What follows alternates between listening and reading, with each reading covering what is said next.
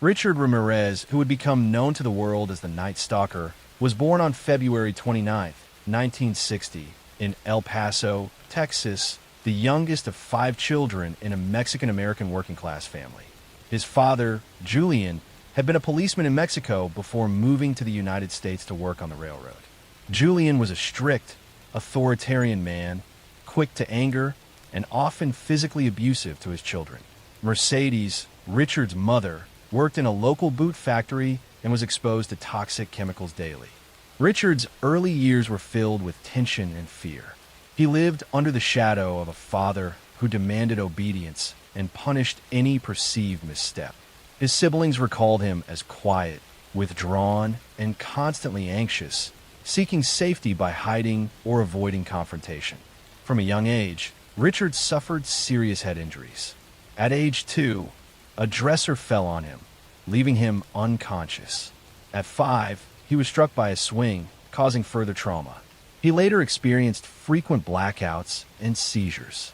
These injuries would later be studied by psychologists as factors contributing to his later violent behavior.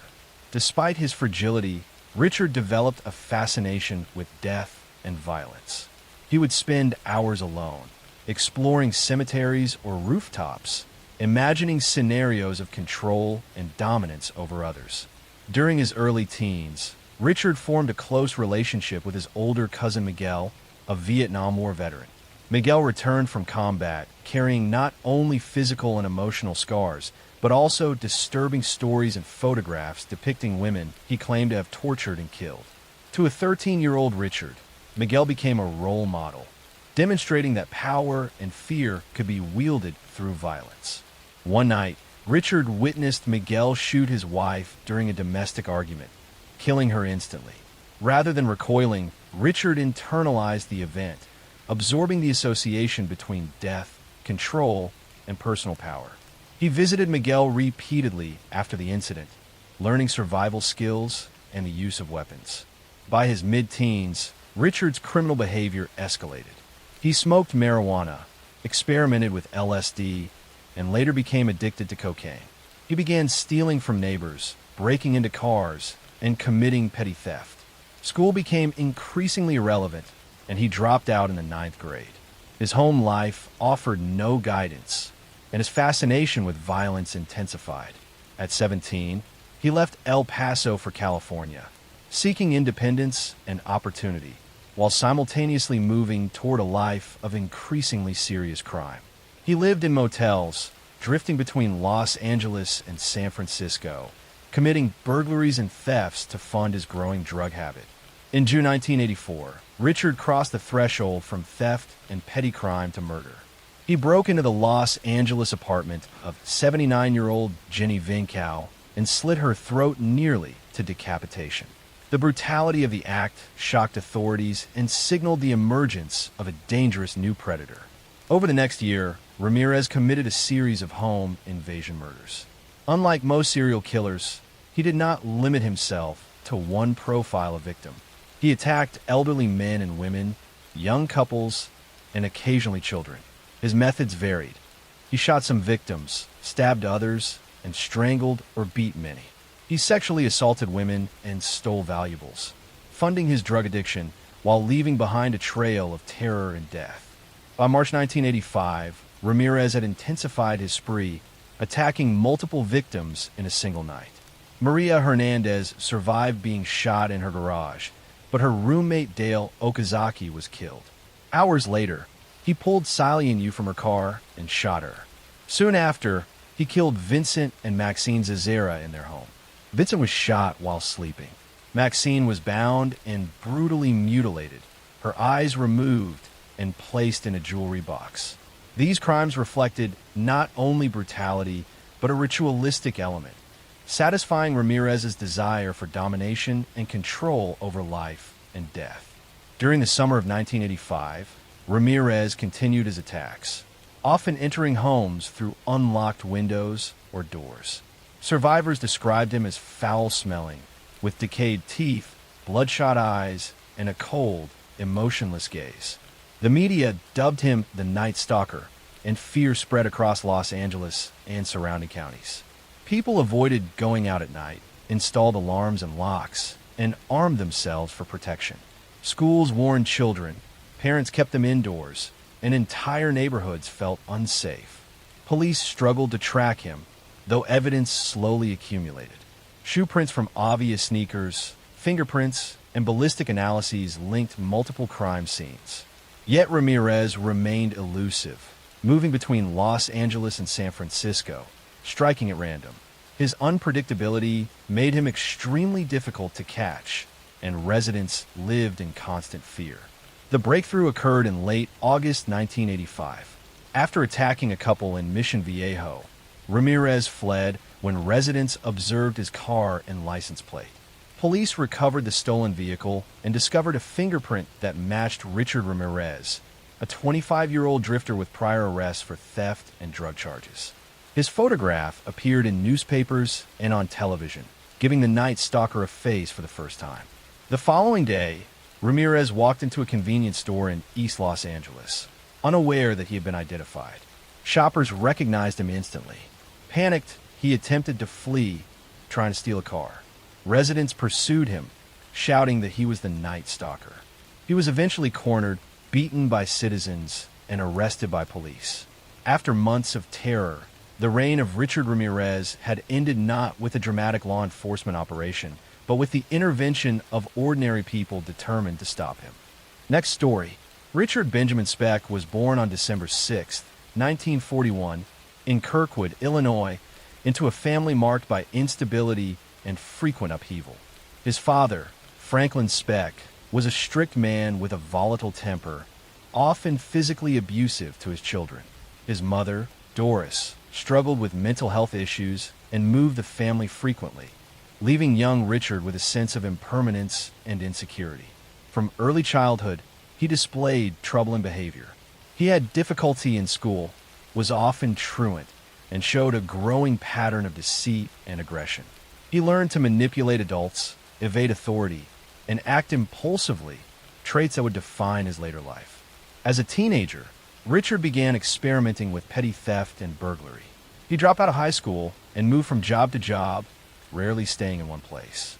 He developed a heavy drinking habit, sometimes mixing it with drugs, and his life spiraled into a series of minor criminal activities, including car theft, assault, and breaking and entering. His relationships with women were turbulent. He married once briefly and fathered a child, but his inability to maintain stability led to estrangement.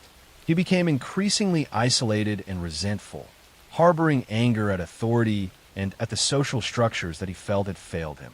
By 1965, Speck had developed a pattern of moving from city to city, often staying in cheap hotels or boarding houses, committing small thefts, and drinking heavily.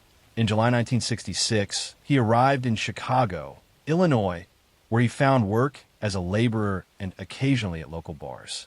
During this period, he became acquainted with women working in nursing and other service professions, learning their routines and locations. Speck's fascination with power and control over others grew, and his fantasies of domination began to focus on women in vulnerable positions. On the night of July 13th, 1966, Richard Speck entered a small student nurses' residence in South Chicago. 8 student nurses were living there at the time. Speck had observed the residents, learning the habits of the women and when they would be home. That night, he gained entry by overpowering a young man who lived in the building.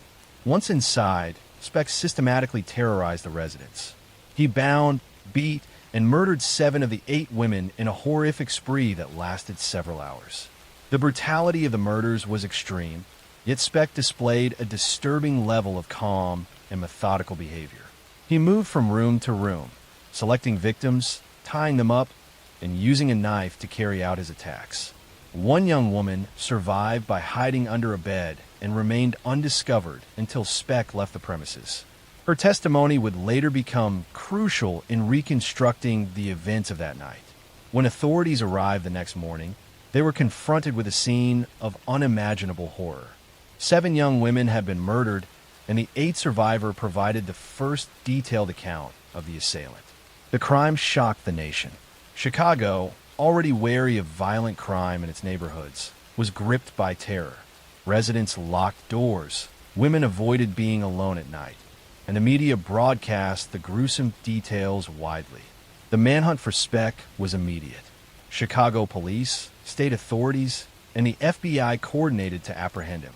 Investigators discovered that Speck had left behind evidence in the form of fingerprints, personal items, and a distinct pattern of movement through the city.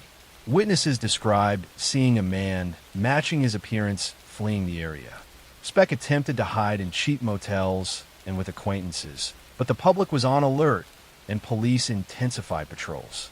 Speck's capture came 10 days later when he was recognized by a taxi driver who had picked him up in a hotel lobby. Authorities arrested him without incident. Once in custody, Speck was cooperative in identifying locations he had visited and provided limited information about the murders, but he expressed little remorse. Psychological evaluations conducted during his detention revealed a pattern of antisocial behavior, narcissism, and extreme impulsivity. Experts concluded that he was driven by deep-seated anger toward women, combined with a sense of entitlement and a fascination with domination. The trial of Richard Speck began in April 1967. The courtroom was packed, the public intensely interested in a case that had shocked the nation. Evidence included survivor testimony, forensic analysis, and witness accounts. Speck's demeanor in court was unsettling. He displayed a calm, almost detached presence while the prosecution presented graphic details of the murders. His defense attempted to claim mental instability, but expert testimony and the premeditated nature of the crimes undermined these claims. After deliberation, the jury found Speck guilty of murder and sentenced him to death. Over the years, Speck's sentence was reduced to life imprisonment after changes in death penalty law and appeals. He spent decades in Illinois correctional facilities, where he became notorious among fellow inmates and staff for erratic behavior. Despite efforts at rehabilitation, he remained largely unrepentant. Speck's life ended in prison on December 5, 1991, from natural causes.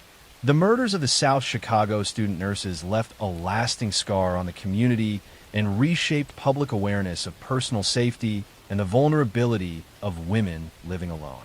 Speck's methodical cruelty and ability to evade capture for days created a profound fear, and his case remains a subject of study for criminologists, psychologists, and law enforcement professionals seeking to understand the mind of a predator who operated in plain sight. Next story. Aileen Carol Wuornos was born on February 29, 1956, in Rochester, Michigan. Her early life was marked by trauma, neglect, and instability. Her mother, Diane, was a teenager at the time of Eileen's birth and had a history of alcoholism. Eileen's biological father was largely absent, and she was raised in a household fraught with poverty and abuse. At the age of 4, her parents' relationship ended, and Eileen's mother soon abandoned her, leaving her to be raised by her grandparents. Her grandfather was reportedly abusive, physically punishing her and her brother for minor misbehaviors. By the time she was 8, Aileen had experienced profound emotional and physical neglect, shaping a deep mistrust of adults and authority. By her early teens, Aileen began showing troubling behavior. She was often truant from school and had difficulty forming stable friendships. She ran away from home several times and entered a cycle of petty theft, substance abuse, and sexual activity with older men. At 13, she became pregnant, though the child was later stillborn. The combination of trauma, early sexualization, and exposure to violence created a foundation for the behavior that would later define her criminal life. After leaving Michigan, Aileen drifted through several states, living on the margins of society. By the late 1970s, she had arrived in Florida, where she became a sex worker to support herself. During this time, she met several men who would further influence her developing perception of the world as a dangerous and hostile place. She suffered assaults and betrayals that reinforced her sense of anger and desperation. Eileen's violent crimes began in earnest in 1989. Over the course of roughly a year, she murdered 7 men in Florida, claiming self-defense in each case. Her victims were mostly middle-aged men she met while working as a sex worker. In each encounter, Aileen alleged that the men attempted to assault or exploit her, and she responded with lethal force. She used a .22 caliber pistol to carry out the killings, shooting her victims in the head or chest. The crimes were committed in various locations, including parking lots, rural roads, and hotel rooms, reflecting both her mobility and the chaotic nature of her life. The first known murder occurred in November 1989, when Aileen killed Richard Mallory, a man she had met while working the streets of Daytona Beach. She shot him at close range and left his body near a wooded area. Over the next year, she killed 6 more men under similar circumstances, often driving to remote locations to commit the acts. Each murder was followed by theft of the victim's wallet or car, both to sustain herself and as a form of escape. Law enforcement initially struggled to link the murders. The victims came from different areas, and the crimes were spread across multiple counties. Investigators eventually identified a pattern through ballistic analysis and witness statements. Surveillance and tips from citizens eventually led authorities to focus on Aileen as a suspect. She was arrested on January 9, 1991, after a relative provided information that implicated her in the murders. During interrogation, Aileen was strikingly candid. She admitted to killing the men, but insisted that she acted in self-defense, fearing for her life each time she drew her gun. Psychological evaluations later diagnosed her with borderline personality disorder and antisocial tendencies, but her attorneys argued that her unstable upbringing and trauma played a major role in her actions. The case quickly drew national attention, with the media portraying her both as a cold-blooded killer and a victim of circumstance. The trial for the first murder began in 1992. Aileen was convicted of killing Richard Mallory and sentenced to death. Subsequent trials resulted in additional death sentences for the other murders. Despite her notoriety, she remained a figure of public fascination, with debates surrounding her mental health, the influence of abuse, and the morality of her actions. Aileen Wuornos spent her final years on death row in Florida. She became the subject of documentaries, books, and films, all exploring her life, crimes, and psychology. On October 9, 2002, she was executed by lethal injection. Her life and crimes left a lasting impression on American society, highlighting the intersections of trauma, gender, and violence, and sparking ongoing discussion about the circumstances that can produce such extreme criminal behavior. Next story.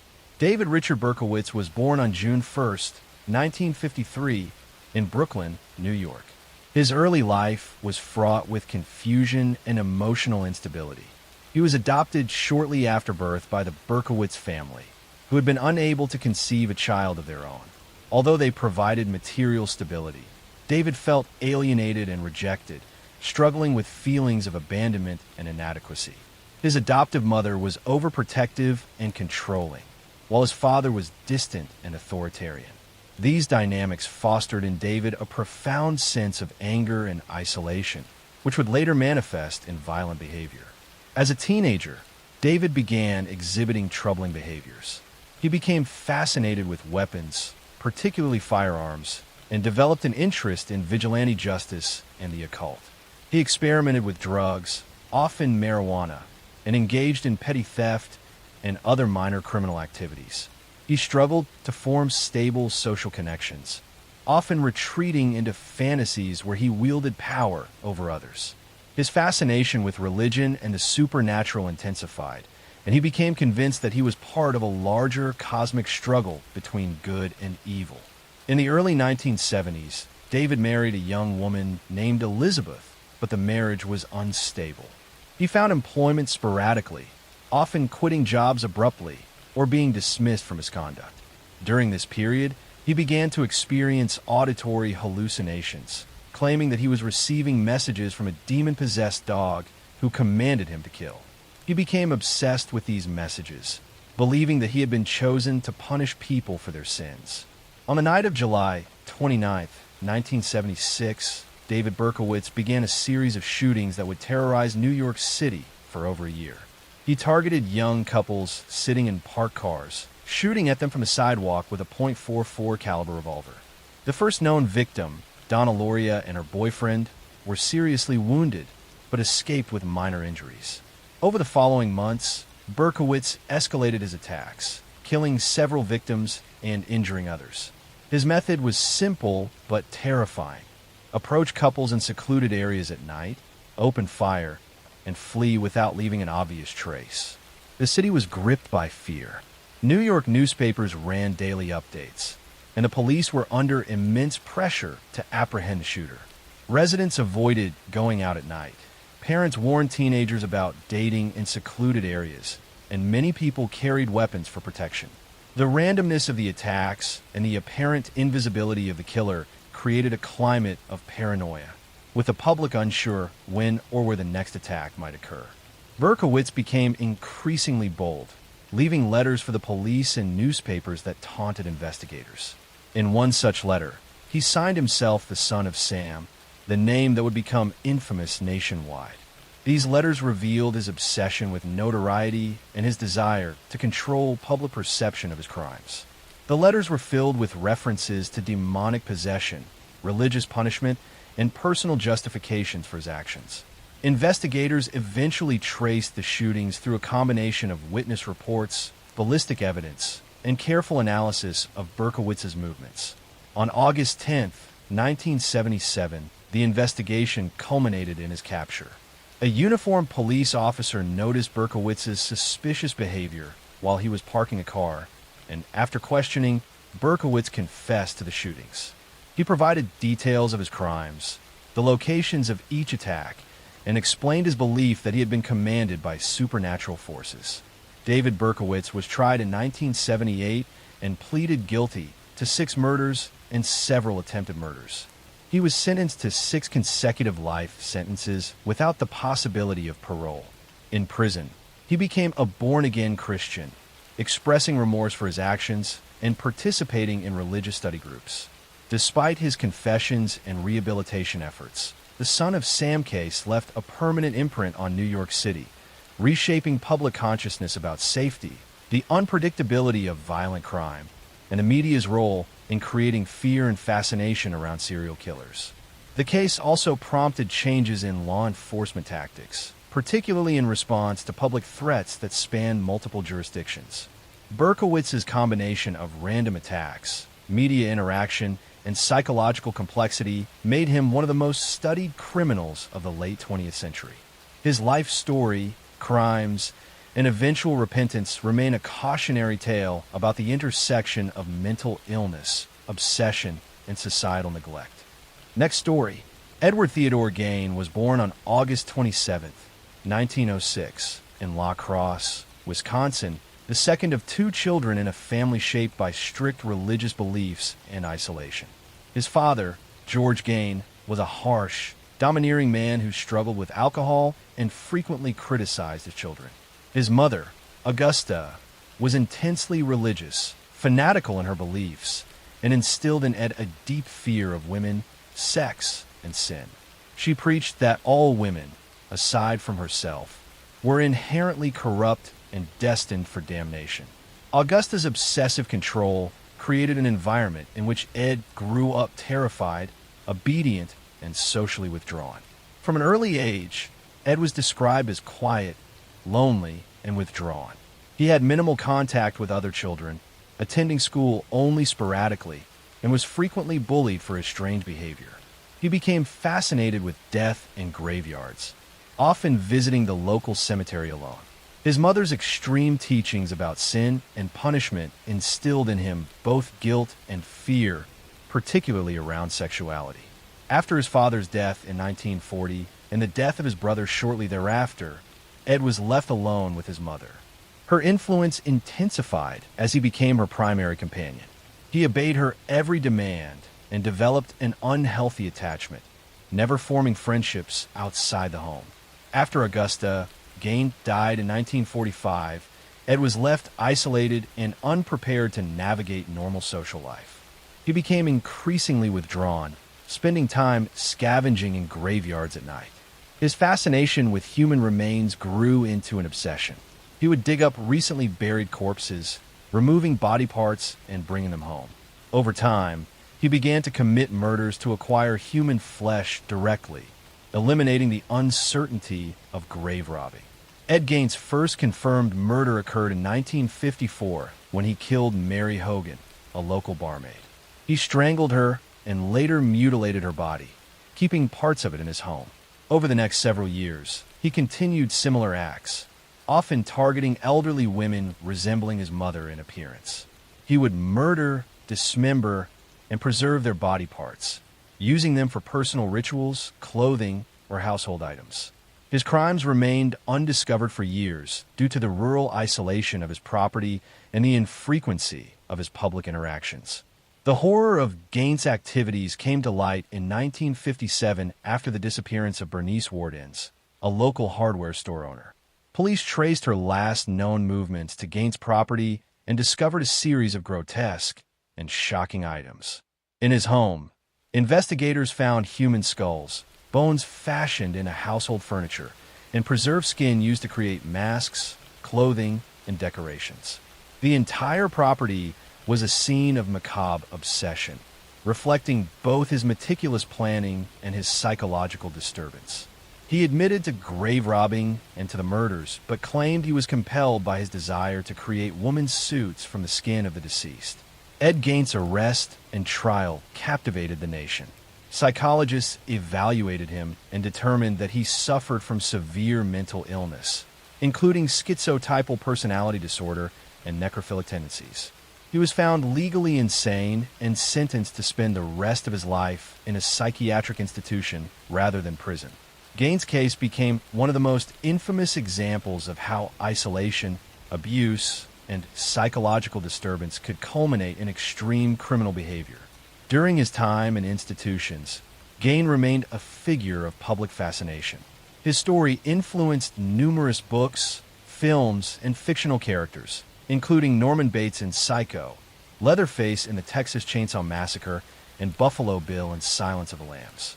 Despite the sensationalism, experts emphasize that Gaines' crimes were the product of an extraordinarily abnormal life shaped by rigid religious indoctrination, childhood trauma, and profound isolation.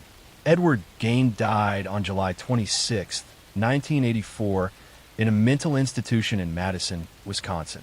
His legacy remains as a cautionary tale of how untreated psychological trauma, severe social isolation, and obsession can escalate into acts of extreme violence. The Gaines case also influenced forensic psychology and criminal profiling, highlighting the ways that abnormal behavior can escalate to homicide and macabre rituals when left unchecked. The quiet, rural life he led masked the depth of his pathology until his actions were uncovered, leaving a permanent mark on both American criminal history and popular culture. Gary Leon Ridgway was born on February 18, 1949, in Salt Lake City, Utah. He was the second of three sons in a working-class family. His father, Thomas Ridgway, worked as a bus driver, while his mother, Mary, was a retail sales clerk. The family lived a modest life, struggling financially at times, but always trying to maintain appearances of normalcy. From the outside, their household seemed unremarkable, yet within its walls lay tensions and patterns of dysfunction that would later be seen as critical to the making of a killer. As a child, Gary was shy and slow to develop academically. He struggled with reading comprehension and was held back in school more than once. Teachers noticed that he seemed detached, often staring off or failing to grasp lessons. His classmates sometimes mocked him for his lack of intelligence, and he grew up with a deep sense of inferiority. This sense of being less than others would stay with him for life, shaping the way he related to people. At home, the Ridgway family environment was strained. Gary's father often complained about sex workers, speaking of them with contempt. He frequently shared disturbing stories about encounters he had witnessed while driving his bus route near Seattle, where prostitution was common. At the same time, Gary's relationship with his mother was complicated. She was described as domineering, strict, and sometimes humiliating toward him. Gary later spoke of feeling confused by his mother's behavior, especially when she scolded him harshly, even as she also cared for him physically in ways that left him with troubling, conflicted emotions. As Gary entered adolescence, he began to show troubling signs of suppressed rage. At the age of 16, in what would later be remembered as a shocking foreshadowing of his adult crimes, he lured a 6-year-old boy into the woods and stabbed him. The child survived, but the act revealed a dangerous side of Gary that no one around him truly recognized or understood at the time. It was brushed off as an isolated incident, and Gary moved forward with his life as though nothing had happened. After finishing high school, Gary joined the Navy. He was deployed to Vietnam, where he was exposed to the chaos of war and the widespread use of sex workers among soldiers. He contracted gonorrhea during his service, which filled him with a mixture of guilt and anger, emotions that later became tied to his view of women. When his military service ended, he returned to the United States and settled near Seattle.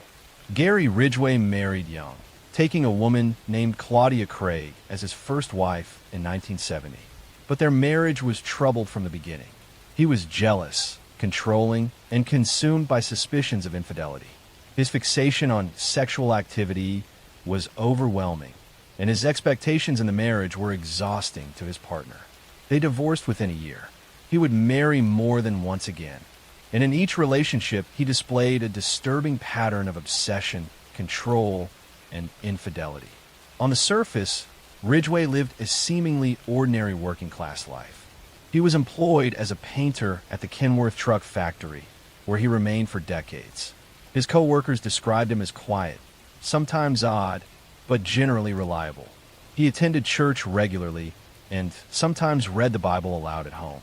Yet beneath this facade of normalcy, he was nurturing dark fantasies and behaviors that would make him one of the most prolific serial killers in history. The murders that would later be attributed to him began in the early 1980s in the area surrounding the Green River near Seattle. In 1982, the body of a young woman was found in the river. Within weeks, more bodies were discovered, all of them women, many of them known to be sex workers or runaways. The victims were often strangled, sometimes with ligatures, and their bodies were left in wooded areas, ravines, or the river itself. The pattern became clear to investigators. They were dealing with a serial killer who targeted vulnerable women, lured them to his vehicle, murdered them, and then disposed of their bodies in clusters across the landscape.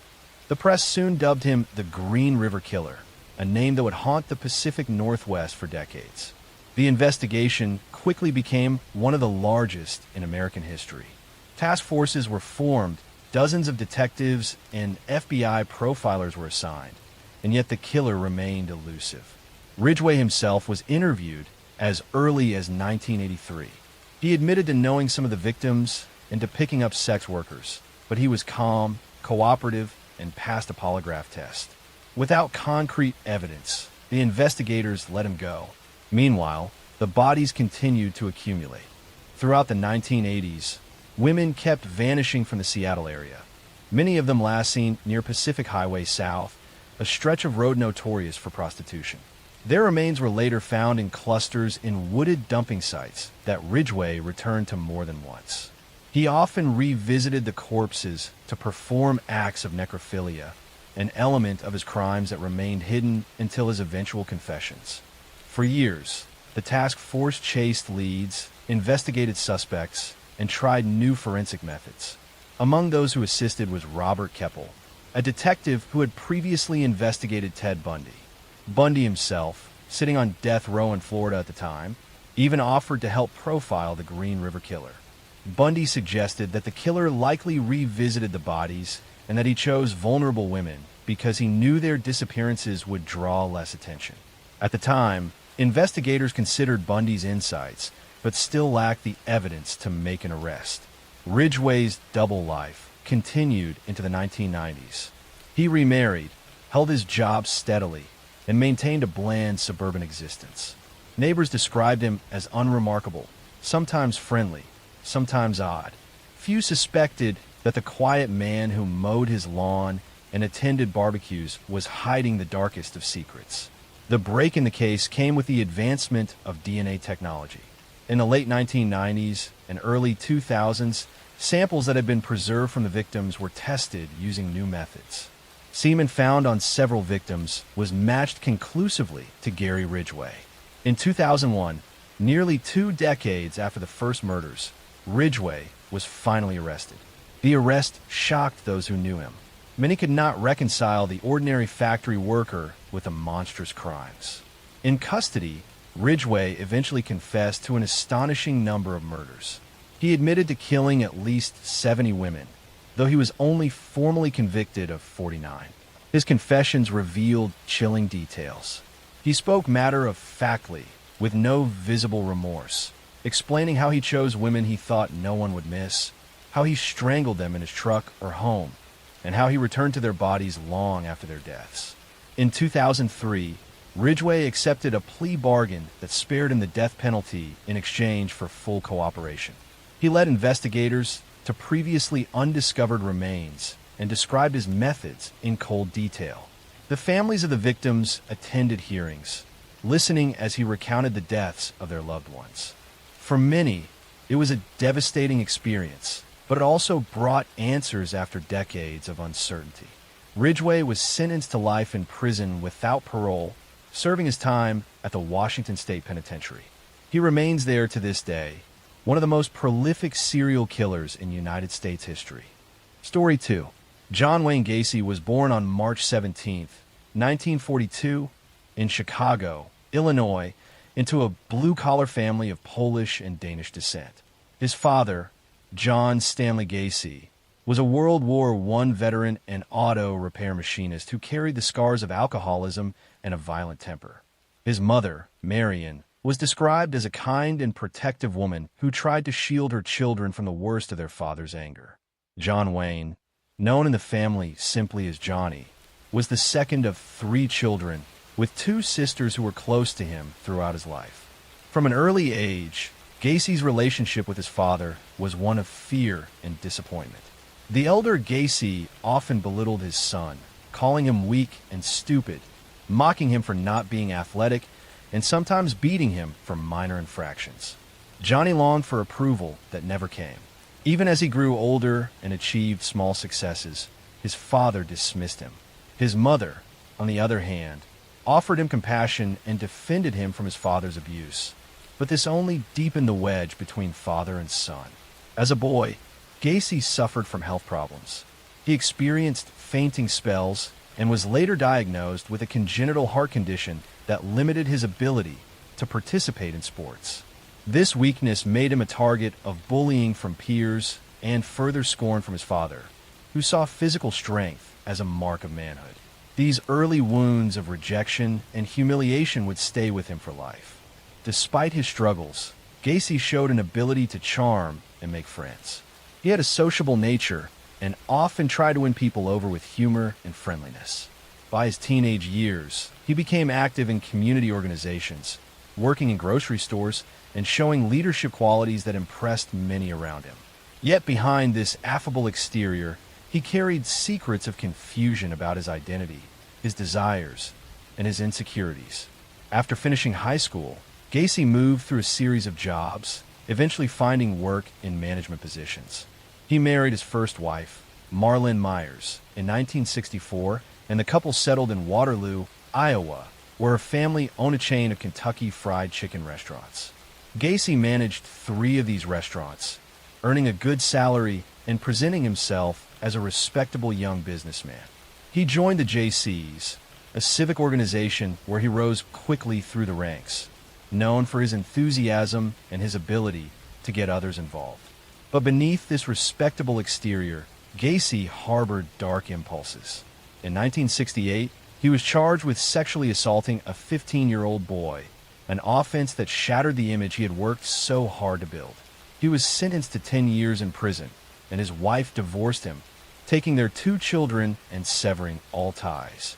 After serving just 18 months, Gacy was released in 1970 for good behavior.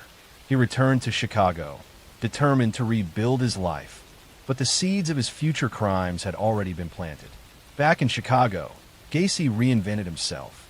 He started a successful construction business, PDM Contractors, which specialized in painting, decorating, and maintenance. He remarried, this time to a woman named Carol Hoff, a divorced mother with 2 daughters. They moved into a house on Somerdale Avenue in Norwood Park, a quiet suburban neighborhood. To his neighbors, Gacy appeared to be a model citizen. He hosted parties, often cooking elaborate meals, and became involved in local Democratic Party politics. One of Gacy's most unusual hobbies was performing as a clown. He created two characters, Pogo the Clown and Patches the Clown, sewing the costumes himself and painting his own face.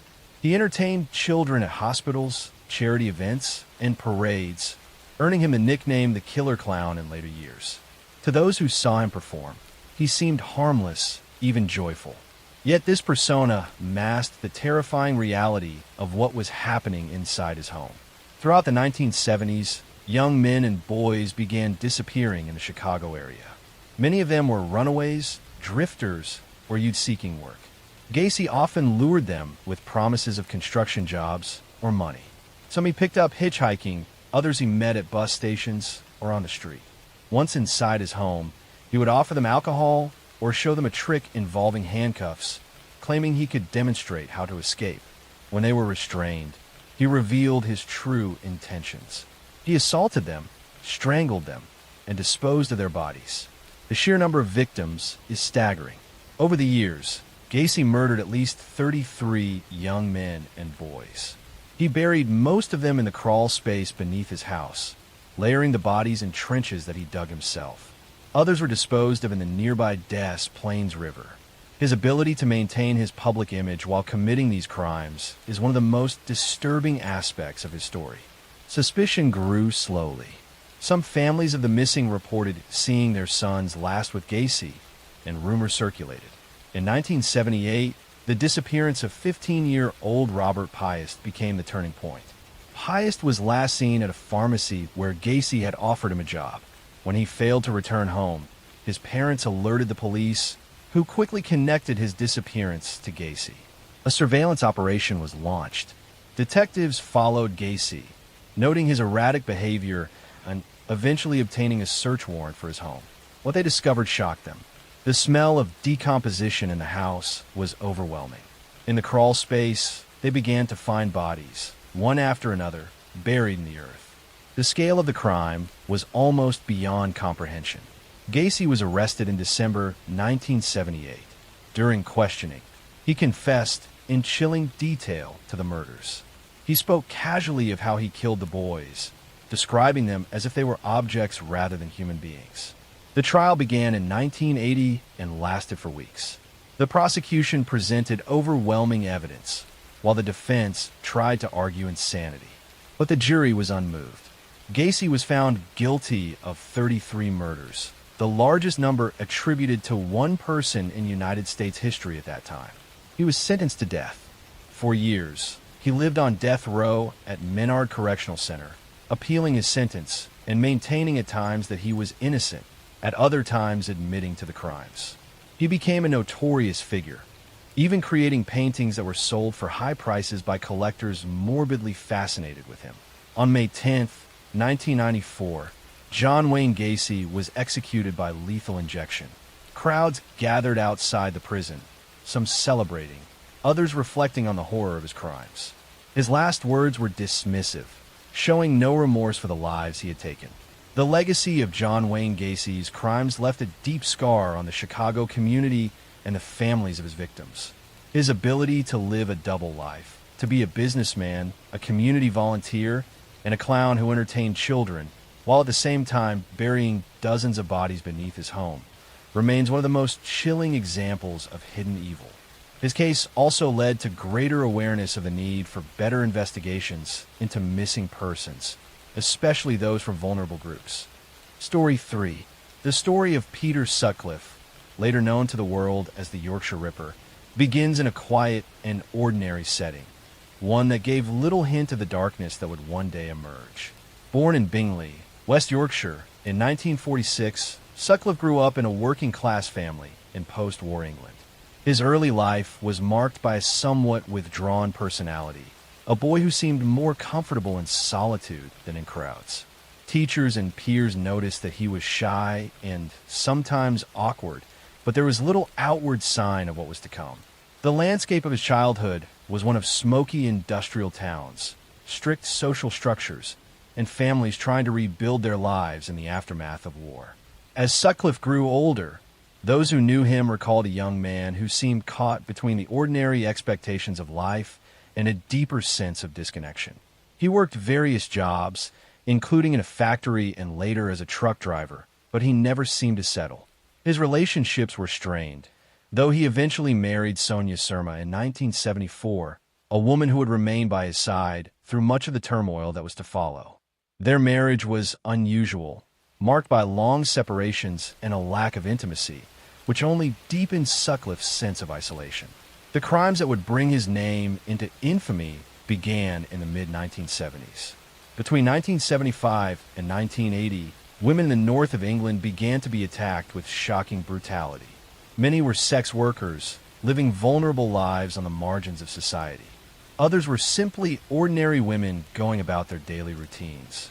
The killings were marked by a distinctive pattern, with the use of a hammer and a sharpened instrument that inflicted terrible injuries. The attacks were sudden, frenzied, and deeply violent, leaving behind scenes of horror that confounded the police and terrified the public.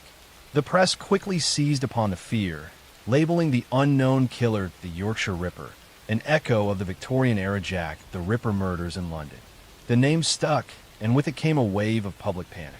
Women across the north of England lived under a shadow of dread, avoiding nighttime travel, staying in groups, and fearing the possibility that the next victim could be anyone.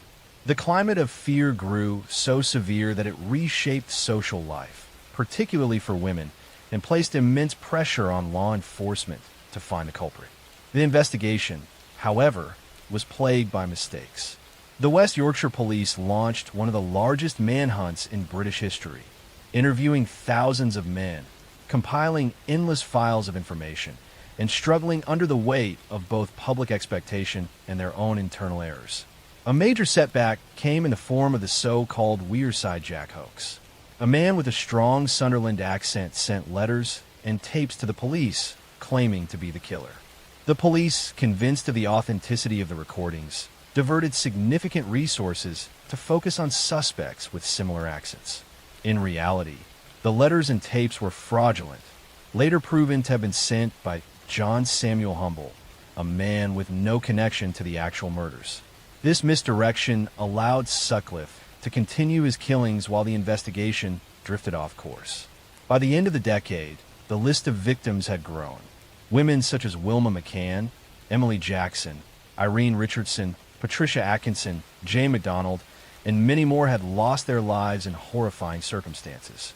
Some victims were young women with children, others elderly, some students or shop assistants. Each case carried with it grief and devastation for families and communities, while the broader society lived with the constant unease of not knowing when or where the killer would strike next. Despite being interviewed by the police multiple times, Sutcliffe managed to avoid capture. He explained away inconsistencies, charmed his way out of suspicion, and benefited from the disorganization of the investigation. Files were misplaced, connections were overlooked, and the sheer scale of the inquiry left gaps through which Sutcliffe slipped repeatedly. The frustration of the detectives mounted, and the anger of the public grew.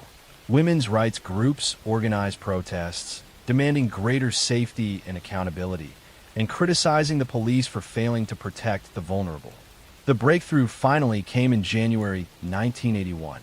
Sutcliffe was arrested in Sheffield after police officers noticed false number plates on his car. Inside the vehicle, they discovered tools that connected him to the series of murders. Further investigation revealed bloodstains, weapons, and other evidence that left little doubt as to his guilt. Once in custody, Sutcliffe confessed to many of the murders, speaking in a detached and almost casual manner that shocked investigators. He claimed that he had been commanded by voices, a supposed divine directive to rid the world of prostitutes. Whether this was a genuine delusion or an attempt to craft a defense is still debated, but it became a central element of his trial. In May 1981, Sutcliffe stood trial at the Old Bailey. The proceedings gripped the nation as the court heard testimony about the murders, the botched investigation, and Sutcliffe's mental state. His defense argued diminished responsibility, claiming he suffered from paranoid schizophrenia. However, the jury rejected this, and Sutcliffe was convicted of 13 counts of murder and 7 counts of attempted murder.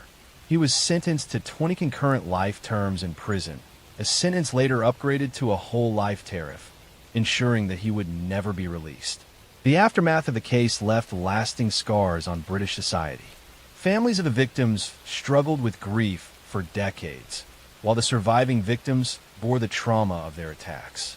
The failures of the police investigation led to a major public inquiry, which criticized the West Yorkshire police for their mishandling of the case and recommended sweeping reforms. The Wearside Jack hoaxer was eventually unmasked and imprisoned years later, adding another tragic dimension to the story of misdirection and lost lives. Sutcliffe himself spent the rest of his life in custody, moving between prisons and psychiatric facilities.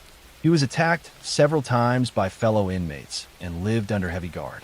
His health declined in later years, and he died in 2020 after contracting COVID-19, bringing an end to the life of a man whose crimes had cast a shadow over an entire generation. The story of the Yorkshire Ripper remains one of the most haunting chapters in British criminal history. It is a tale not only of violence and cruelty, but also of systemic failure, public fear, and the resilience of those who demanded justice. It reveals how the actions of one man can alter the lives of countless others, and how institutions meant to protect can falter under pressure. For decades, it has served as a cautionary reminder of the need for vigilance, fairness, and the protection of society's most vulnerable. Story 4.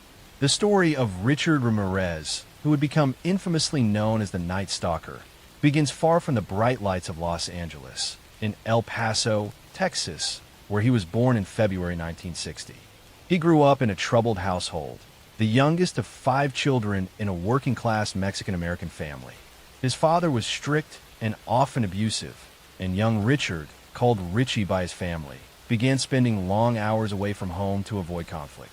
He slept in cemeteries as a child, he wandered the streets at night, and he grew up surrounded by influences that were anything but stable. From an early age, Ramirez was exposed to violence and darkness that would shape him forever.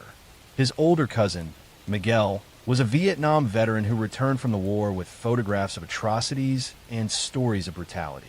Miguel would show these images to the impressionable boy and brag about acts of violence he committed overseas. Even more horrifying, Miguel once shot his wife in front of Richard, an act of domestic murder that Ramirez witnessed firsthand as a teenager. This exposure to blood and death left a deep imprint. Ramirez's adolescence spiraled further into delinquency. He experimented with drugs, including LSD, and developed a fascination with Satanism, black magic, and horror.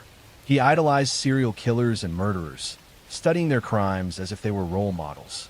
By his late teens, he was committing burglaries, drifting between jobs, and spending nights wandering city streets. Eventually, he left Texas for California, where the anonymity of Los Angeles provided the perfect landscape for his descent into crime. The wave of violence that earned him his place in history began in 1984.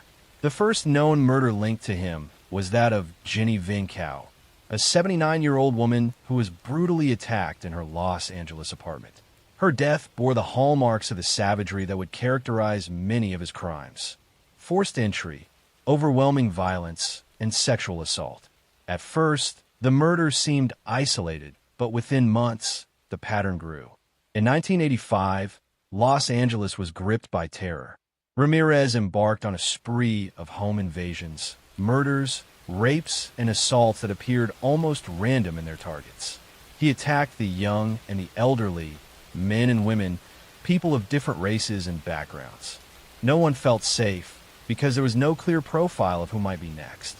He entered homes at night, often through unlocked windows or doors, and his victims woke to unspeakable violence.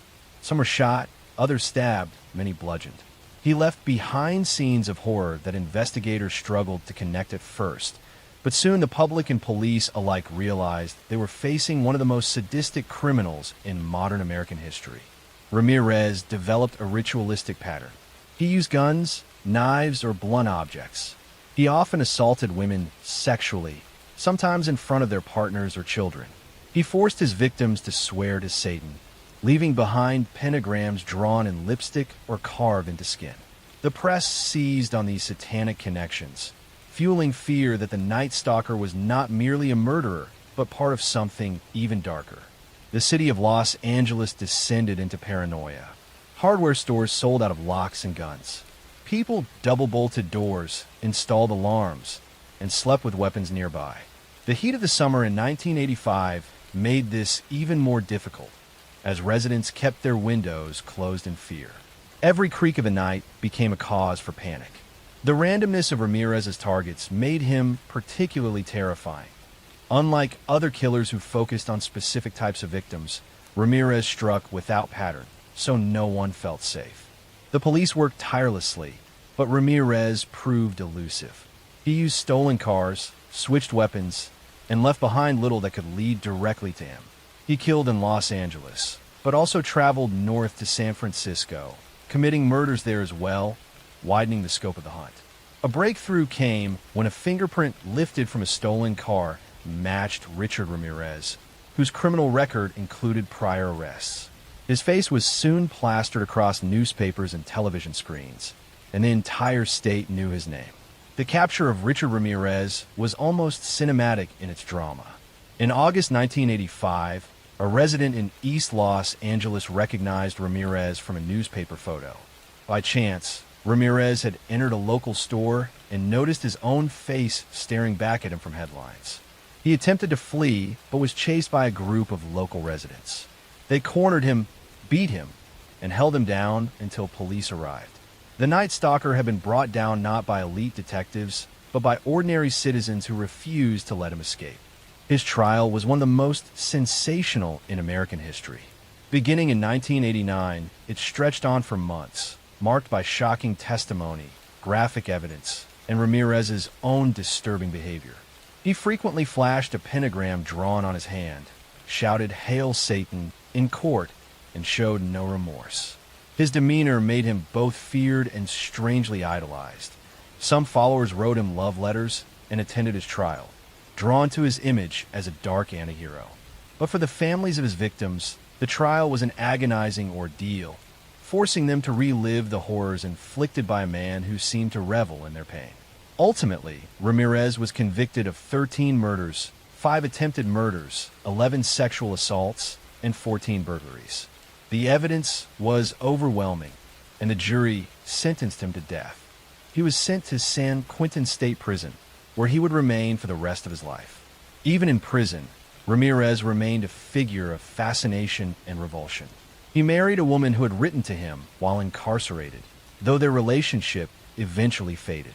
He lived under the shadow of execution for more than 2 decades, appealing his conviction but never escaping his fate.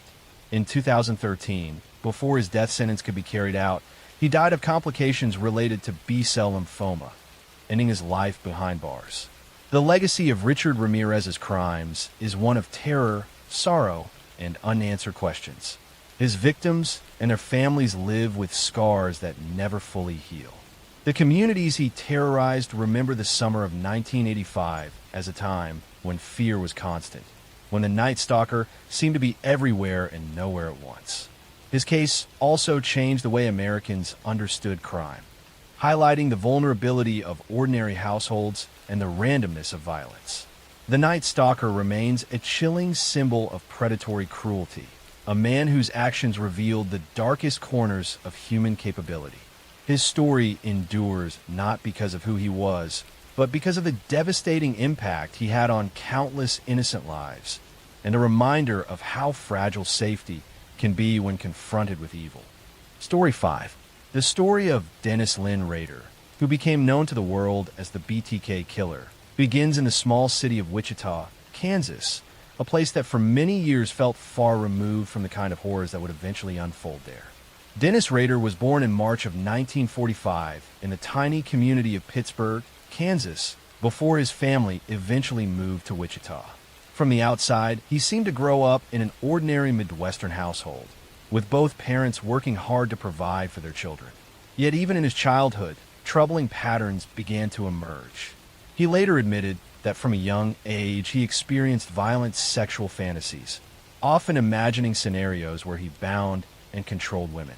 These fantasies never disappeared. Instead, they grew stronger as he matured, becoming the foundation for the crimes that would terrorize Kansas for decades. Rader graduated from high school in 1963 and spent a brief time in college before enlisting in the United States Air Force.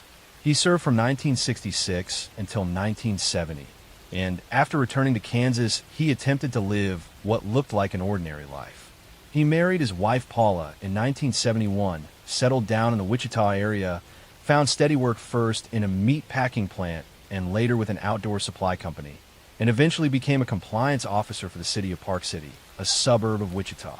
He was also active in his church congregation, even serving as president of the church council. To neighbors and colleagues, he seemed strict and somewhat odd, but far from dangerous. No one could have imagined the hidden life he was leading.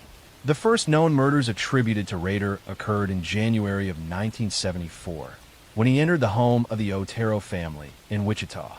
Inside were Joseph and Julie Otero and two of their young children. What unfolded that morning was an act of unimaginable violence. Rader bound each member of the family with cords and methodically killed them one by one. The brutality of the Otero murders stunned Wichita and immediately led police to believe a highly dangerous individual was at large. Yet investigators had few leads. There were no suspects, no clear motive, and no connection between the victims and a possible killer. The Otero murders might have remained an isolated tragedy, but soon afterward Rader made it clear he wanted recognition. In October of 1970, a local newspaper received a letter from someone claiming responsibility. The letter described details of the crime scene that only the killer could know. Most chillingly, the writer signed the letter with the initials BTK, standing for bind, torture, kill. That phrase would become inseparable from the crimes and the identity of the man who committed them. Over the following years, Rader struck again. In April 1974, he killed Catherine Bright, a young woman he attacked in her home after following her. 2 years later, in March 1977, he murdered Shirley Vian, a mother whose children he locked in a bathroom while he carried out the crime. In December of that same year, he killed Nancy Fox, an attack he later called one of his most significant.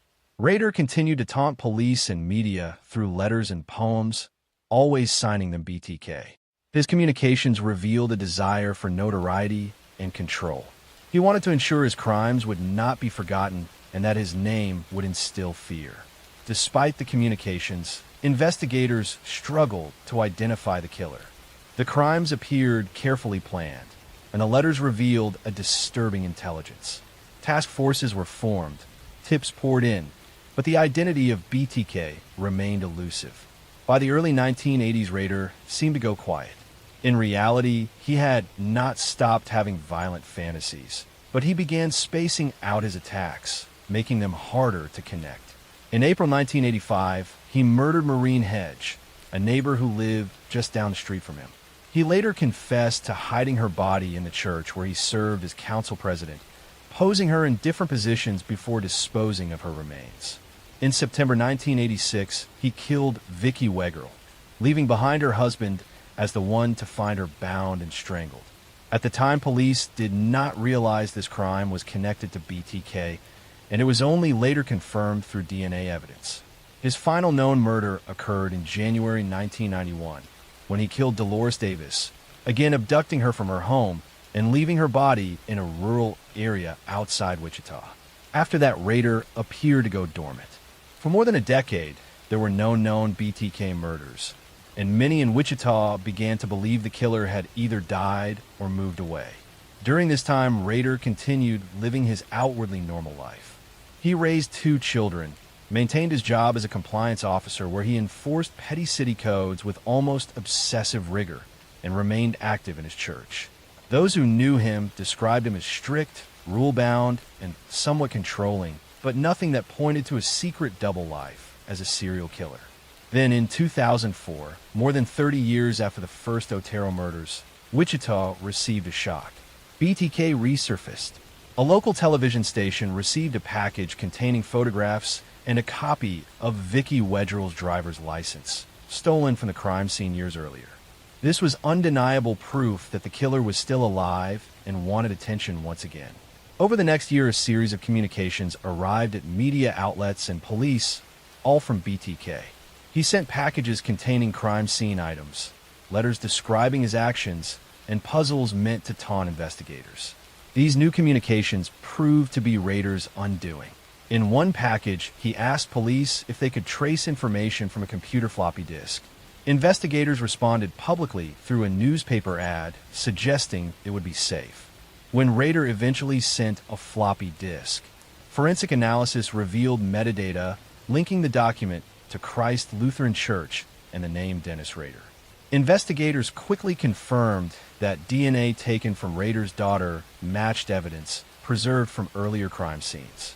On February 25, 2005, Dennis Rader was arrested near his home in Park City.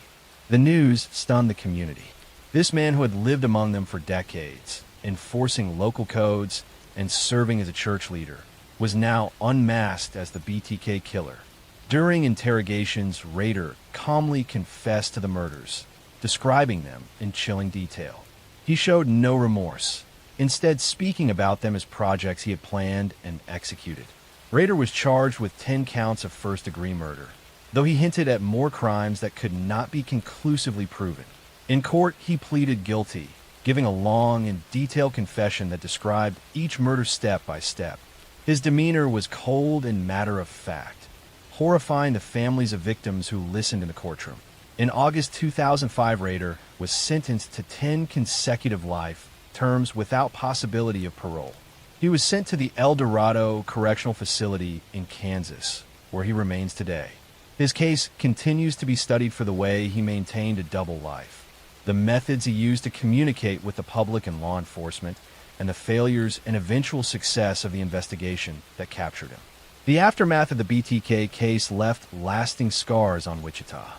For decades, families had lived in fear, never knowing who among them might secretly be BTK.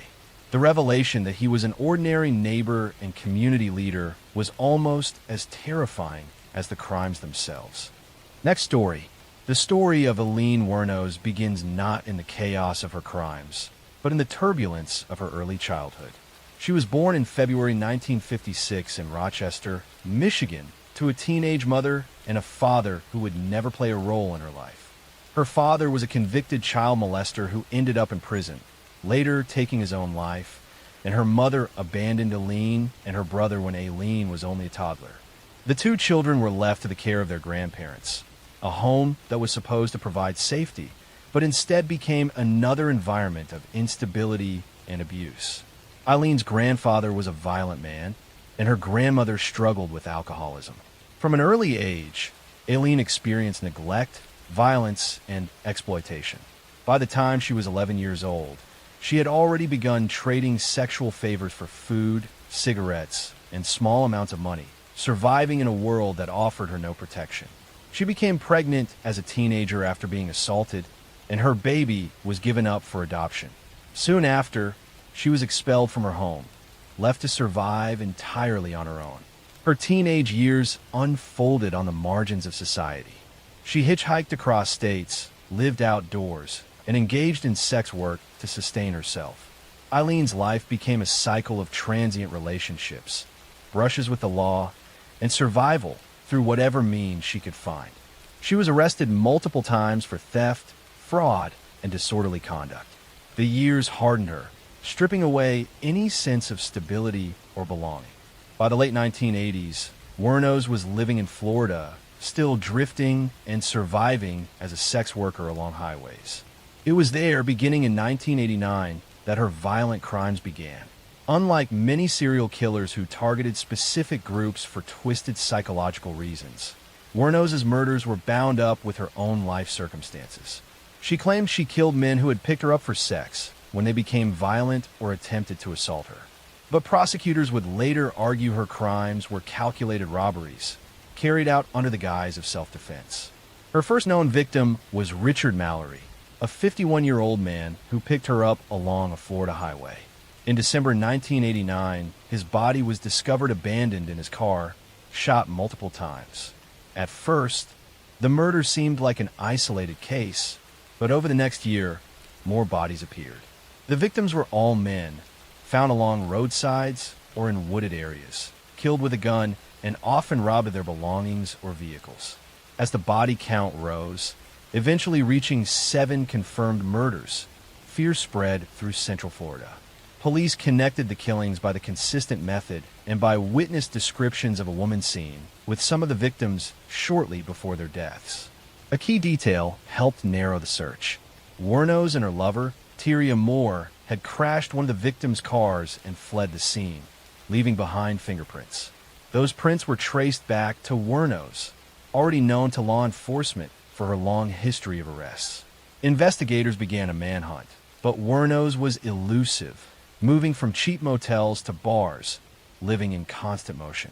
In January 1991, police finally caught her at a biker bar in Daytona Beach. She was arrested without incident, though she maintained a tough and defiant demeanor. Her partner, Tyria Moore, became a crucial figure in the case. Pressured by investigators, Moore agreed to cooperate in exchange for immunity. She called Wuornos while under police surveillance, persuading her to confess to the killings. On tape, Wuornos admitted to several murders, repeating her claim that she acted in self-defense against violent clients. Her trial became a national spectacle. In 1992, she was tried for the murder of Richard Mallory, though evidence from other killings was also introduced. The jury heard not only about the crimes, but also about her troubled past, her years of abandonment and abuse. Yet prosecutors argued that her pattern of taking money, possessions, and cars from her victims showed her true motive. After only a short deliberation, the jury found her guilty of murder and she was sentenced to death. In the years that followed, Wuornos faced additional trials for the other murders, each ending in further convictions and death sentences. She became one of the rare women on death row in the United States. Her demeanor in court was unpredictable. At times, she appeared calm and resigned. At other times, she lashed out, shouting at the judge, jury, or prosecutors, declaring her hatred for society and her belief that everyone was against her. Wuornos' story drew wide attention, not just because of her crimes, but because of the complicated questions they raised. Some saw her as a victim of abuse and exploitation, a woman who had been failed by every institution meant to protect her, whose violence was an extension of the violence inflicted upon her. Others saw her as a cold-blooded killer who preyed on men and used her history as an excuse. Her life and crimes became the subject of documentaries, books, and eventually the film Monster, which dramatized her story. But behind the media portrayal was a woman who lived nearly her entire life in pain, anger, and alienation. On October 9th, 2002, Aileen Wuornos was executed by lethal injection at Florida State Prison. She was 46 years old. In her final moments, she gave a rambling statement, referencing outer space, Armageddon, and her belief that she would return. She died quickly, ending a life that had been marked from childhood by violence and instability. The legacy of Aileen Wuornos remains controversial. To some, she symbolizes how cycles of abuse and neglect can create a person capable of great harm. To others, she is remembered simply as a killer who took innocent lives. What is undeniable is that her story stands apart in the history of American crime. A rare example of a female serial killer whose crimes gripped the nation and left behind endless debate about justice, responsibility, and the roots of violence. Her life reminds us how deeply environment and trauma can shape a person, but also how society struggles to reconcile sympathy with accountability. For her victims and their families, the question of motive mattered little compared to the irreversible loss they suffered.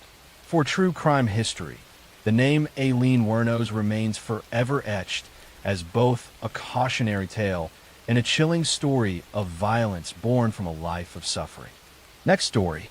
The story of John Wayne Gacy begins in the suburbs of Chicago, where he was born in March 1942 to a working-class family. From the outside, His childhood seemed ordinary, but behind closed doors, life was harsh and unforgiving. His father was an alcoholic with a violent temper who regularly belittled and beat him. His mother, though more nurturing, could not shield him from the constant abuse. Gacy grew up desperate for approval, especially from his father, yet he rarely received anything but criticism. As a child, Gacy suffered from health problems, including a heart condition that limited his physical activity. He often felt like an outsider, excluded from sports and overshadowed by his father's disdain.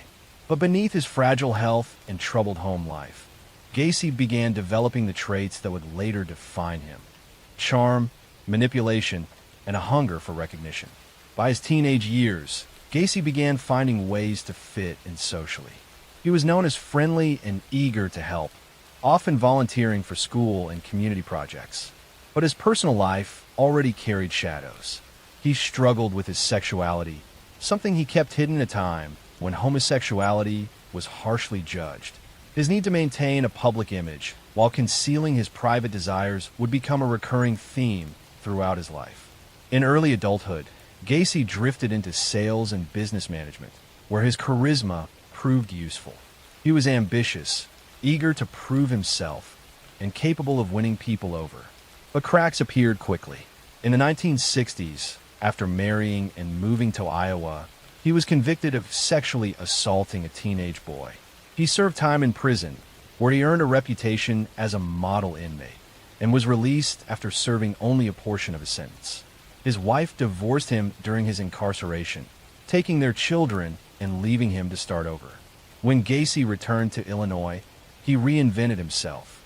He became a contractor, starting his own business and employing local young men. He became active in Democratic Party politics, even posing for photographs with prominent politicians.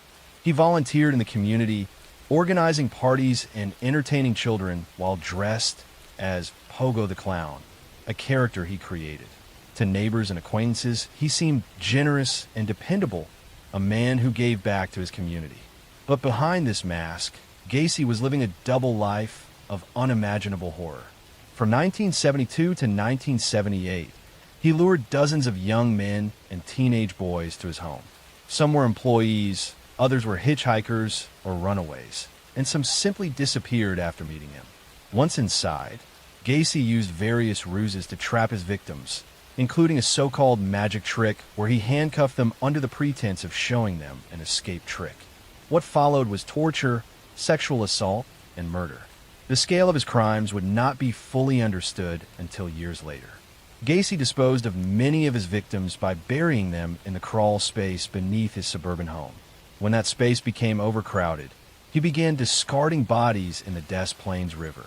For years, his murders went unnoticed, hidden by his outward image of respectability and civic involvement. Suspicion began to mount in 1978 after the disappearance of 15-year-old Robert Piest, who was last seen leaving work to meet Gacy about a potential job. When police investigated, they quickly connected Gacy to the boy's disappearance. A background check revealed his prior conviction for sexual assault, raising alarm. Detectives began surveillance on Gacy, following him around the clock. As they built their case, they gathered witness statements and evidence linking him to other missing young men. The pressure mounted, and Gacy, increasingly paranoid, began drinking heavily and confiding strange things to friends. In December 1978, police executed a search warrant at Gacy's home. What they found was overwhelming. Beneath the house, investigators uncovered a gruesome burial ground. One body after another was exhumed, eventually totaling 29 victims buried on his property, with additional bodies recovered from the nearby river.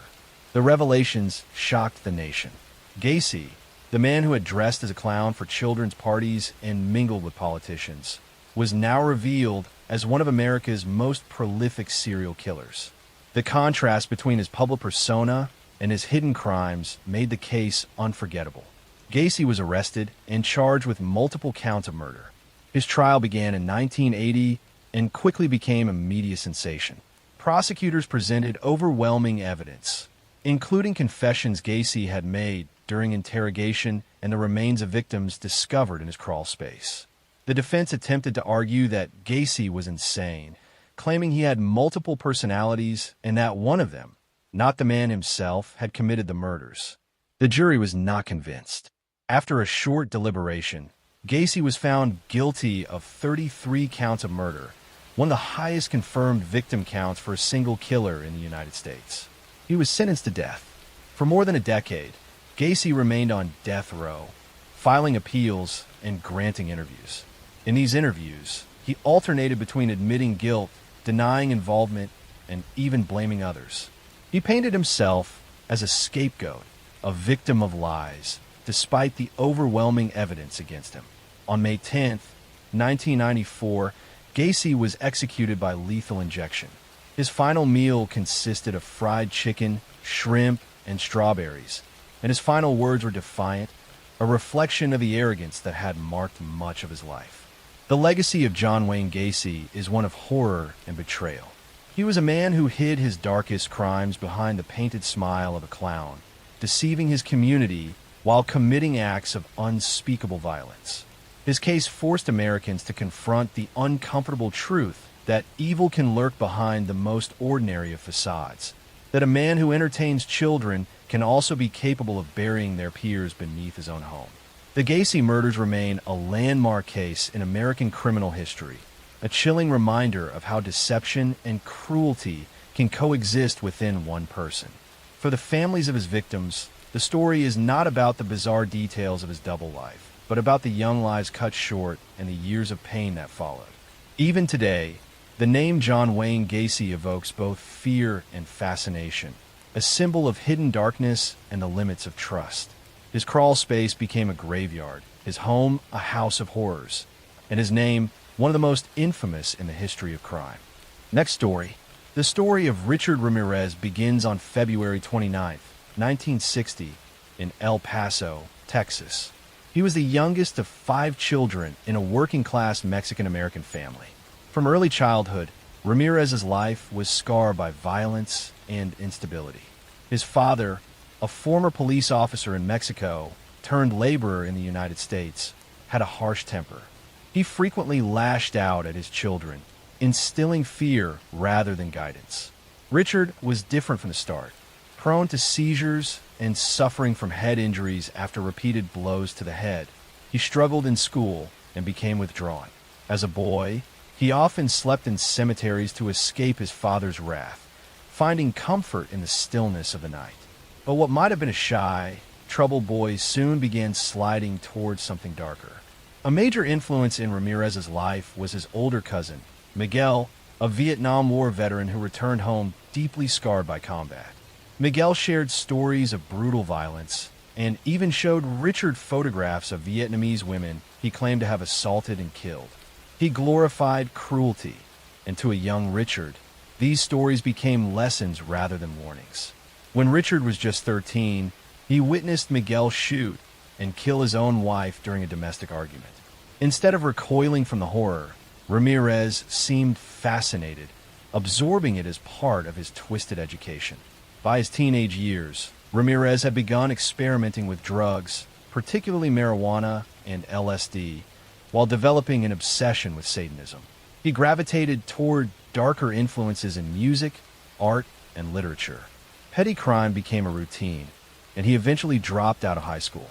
He left Texas for California, where he slipped into a transient lifestyle of theft, drugs, and aimlessness. But behind the theft and wandering, a darker compulsion was growing, a drive for violence and domination. In 1984, Ramirez began what would become one of the most terrifying crime sprees in American history. His first known murder occurred that June, when he attacked a 79-year-old woman in her apartment, stabbing her repeatedly. Soon, his crimes escalated. Unlike many killers who targeted a specific type of victim, Ramirez attacked randomly. His victims included men, women, and children, ranging from young girls to elderly couples. He would break into homes at night, assault his victims, commit sexual violence, and often kill them with knives or guns. The randomness of his crimes made him uniquely terrifying. No neighborhood felt safe. Families locked their doors, bolted their windows, and slept in fear. The press began calling him the Night Stalker, a name that stuck and magnified the sense of dread. Ramirez reveled in the fear he created. During his attacks, he invoked Satan, leaving behind symbols and shouting phrases that amplified his image as a disciple of evil. He often forced his victims to swear loyalty to Satan or mock their faith.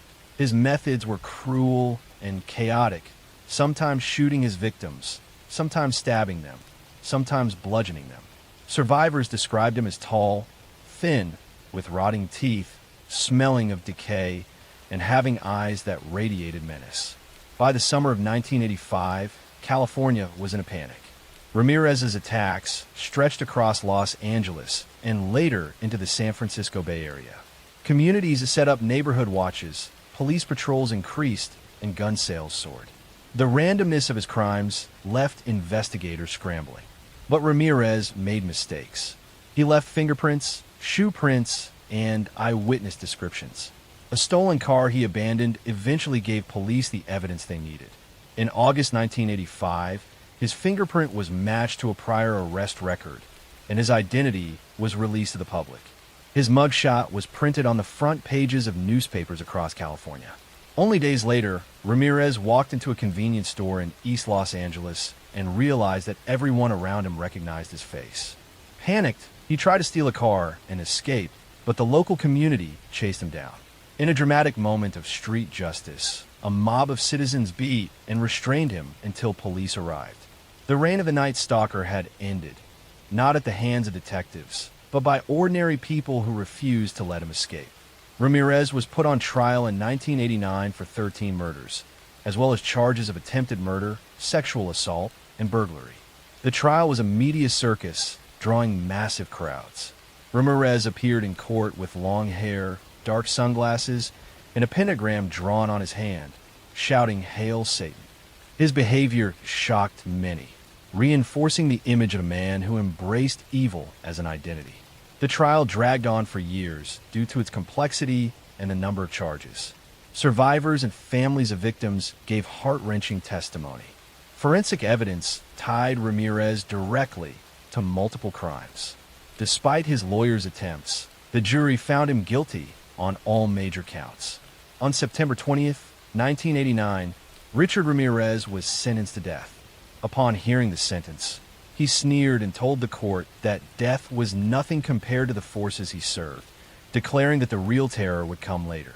Ramirez was sent to San Quentin State Prison, where he remained on death row for more than 2 decades. During his imprisonment, he developed a following of admirers, some drawn to his notoriety, others captivated by his embrace of Satanism. In 1996, he even married a freelance magazine editor who had become obsessed with him. But his life ended not with execution, but with illness. On June 7, 2013, at the age of 53, Richard Ramirez died of complications related to lymphoma while still awaiting execution. The Night Stalker case remains one of the most infamous in American history. Ramirez's crimes were not only about murder, but about terror itself, striking randomly, violating the sanctity of homes, and leaving behind communities paralyzed with fear. He embodied the nightmare of a predator who could come for anyone, at any time, without reason or pattern. For Californians who lived through that summer of 1985, the memory of locking doors, checking windows, and listening for noises in the dark remains vivid. Richard Ramirez left scars not only on his victims and their families, but on an entire state that lived under his shadow. His name has since become synonymous with pure, predatory evil. The case of Jeffrey Dahmer remains one of the darkest chapters in modern crime history. Born in May 1960 in Milwaukee, Wisconsin, Jeffrey grew up in a home that was outwardly normal but internally fractured.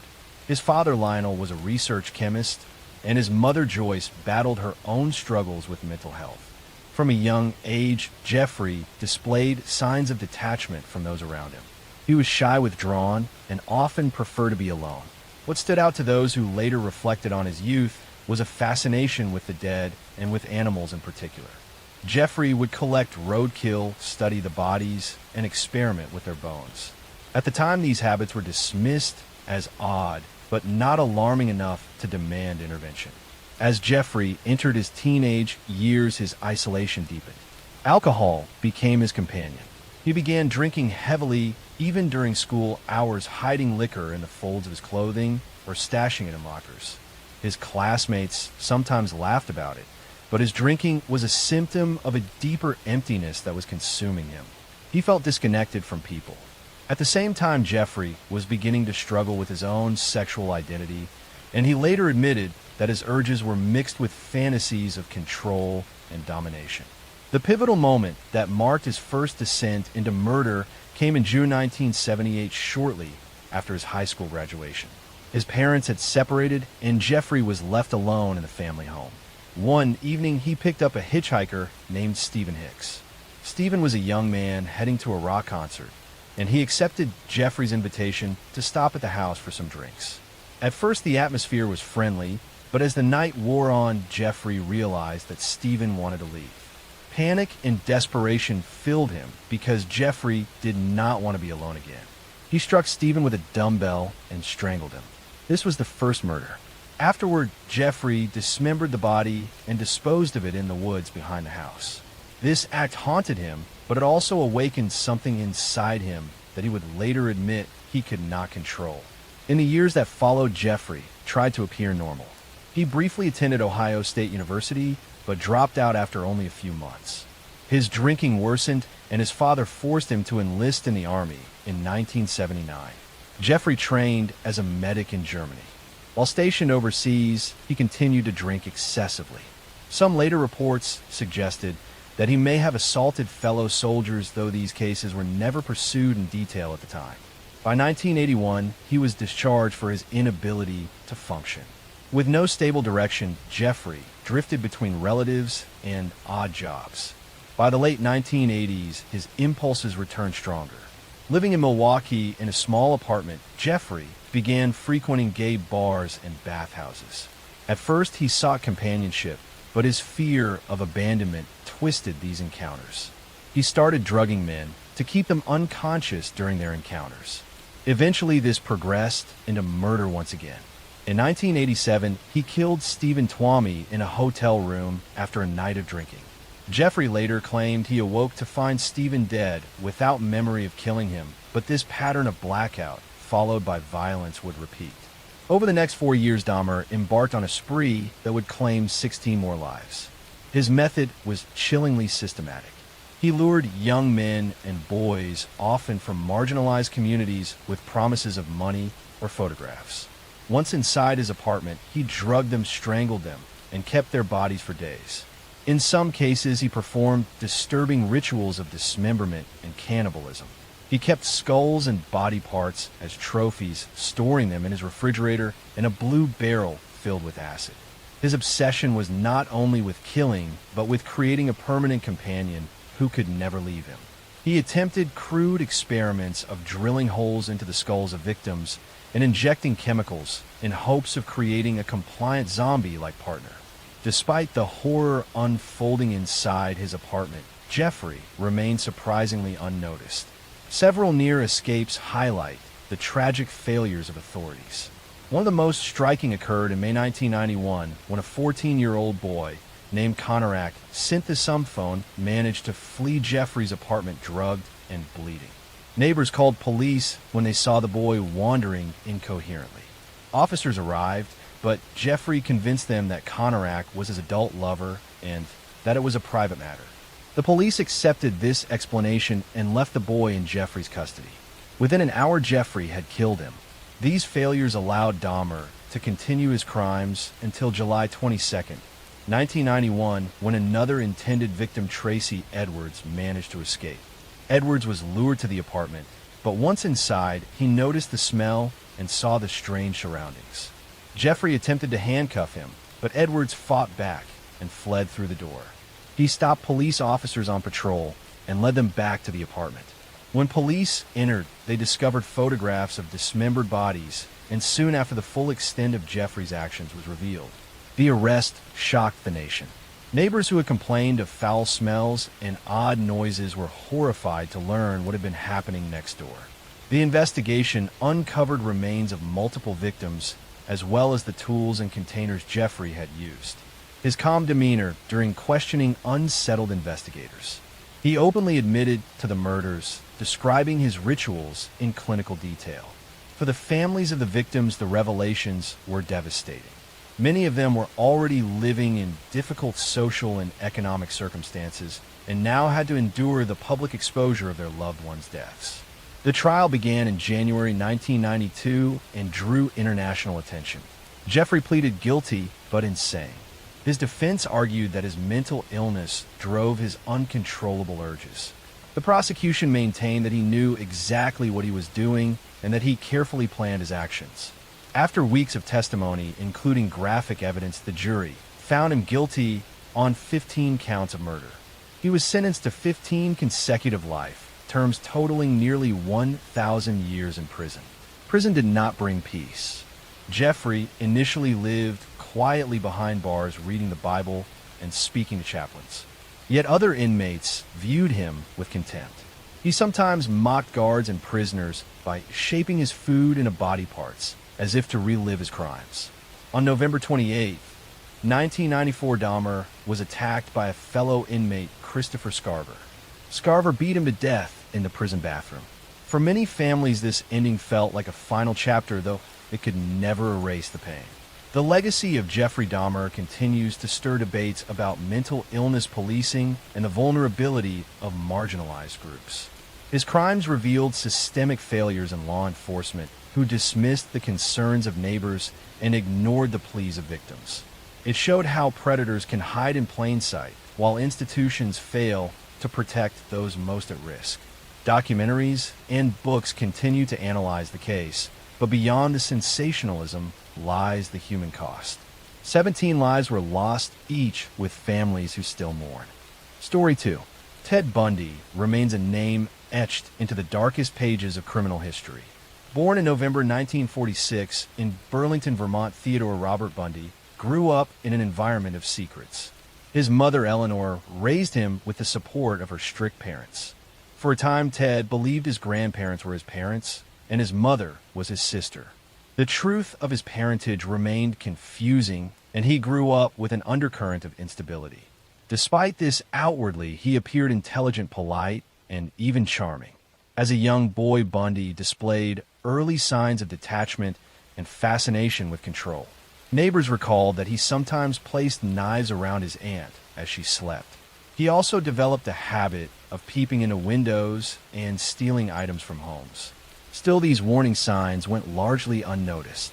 He was a good student and seemed socially adept. Teachers saw him as quiet and well-mannered. In the 1960s, Bundy attended the University of Washington in Seattle. There he studied psychology and became politically active, volunteering for campaigns and working a crisis hotline. Colleagues at the hotline would later recall his calm voice and apparent empathy for callers in distress. Nobody suspected that he was already harboring violent fantasies. Bundy's murders began in the early 1970s, though it is believed he may have killed earlier. He targeted young women, often students who resembled a former girlfriend he felt deeply rejected by. He would approach them in public places pretending to be injured or in need of help.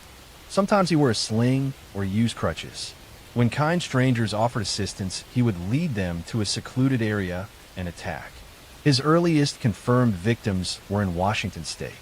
In 1974, a series of disappearances began to alarm police. Women vanished from college campuses, leaving little trace. One of the first was Linda, an Healy, a student at the University of Washington, who disappeared from her home in January 1974. That summer, 2 women, Janice Ott and Denise Naslund, disappeared on the same day from Lake Sammamish State Park. Witnesses described a handsome man with a cast on his arm asking women to help him load a sailboat. He introduced himself as Ted. This was one of the first times investigators had a name. Bundy's ability to charm and deceive allowed him to evade suspicion. He continued his studies, even attending law school. Outwardly, he dated women, maintained friendships, and volunteered in politics. Yet beneath this mask, his killings escalated. He abducted, raped, and murdered women across multiple states, including Washington, Oregon, Utah, and Colorado. His method was consistent. He lured victims often at night, assaulted them, and killed them usually by strangulation or bludgeoning. He sometimes revisited the bodies, leaving them in remote wooded areas, and in some cases committing acts of necrophilia. By 1975, Bundy had moved to Utah, and killings began there as well. Local investigators grew alarmed at the pattern. He was eventually arrested that year after police found burglary tools in his car, which also contained suspicious items like handcuffs and a ski mask. At the time, this evidence was not enough for a murder charge, but it marked the beginning of his downfall. Bundy managed to escape custody multiple times, which only added to his infamy. In 1977, while held in Colorado, he leapt from a courthouse library window and fled. He was recaptured, but later that year, he escaped again from his jail cell by squeezing through a hole in the ceiling. He made his way across the country to Florida. In Florida, Bundy unleashed his most brutal attacks. In January 1978, he entered the Chi Omega sorority house at Florida State University. In the early hours of the morning, he attacked 4 women in their rooms, killing 2 of them, Lisa Levy and Margaret Bowman, and severely injuring the others. Only weeks later, he abducted and murdered a 12-year-old girl named Kimberly Leach. These crimes shocked the nation and ended any illusion that Bundy was a man who could restrain himself. His capture came soon after. In February 1978, he was pulled over by police in Pensacola driving a stolen car. Once identified, his face was splashed across newspapers nationwide. The trial that followed was the first to be televised, and millions watched as Bundy attempted to defend himself in court. He cross-examined witnesses and played the role of his own lawyer. His charm and arrogance fascinated the media, but the evidence against him was overwhelming. Bite mark analysis tied him to the Chi Omega murders, and witnesses placed him near the scenes. In 1979, Bundy was convicted and sentenced to death. Additional trials followed for the murder of Kimberly Leach, and he received another death sentence. Over the next decade, he lived on death row in Florida, appealing his case and granting interviews. During this time, he confessed to more than 30 murders, though investigators believe the true number may be higher, possibly over 100. Bundy described in chilling detail how he selected and killed his victims. In January 1989, his appeals ran out, and he was executed in the electric chair at Florida State Prison. Outside, the prison crowds gathered, chanting and celebrating the end of his life. For many families, the execution closed a painful chapter, though the scars of loss remained. The legacy of Ted Bundy endures because his crimes revealed how easily appearances can deceive. He was educated, articulate, and outwardly normal, yet beneath that facade lay a predator driven by compulsion. His case led to greater awareness of a need for coordinated police work across states, since Bundy moved freely between jurisdictions. It also highlighted the vulnerability of young women who trusted a stranger in need.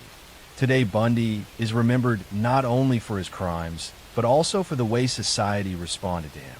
The media often portrayed him as charismatic, which drew criticism for humanizing him instead of focusing on the victims. Books, documentaries, and films continue to analyze his life, but at the core remain the stories of the women whose lives were stolen.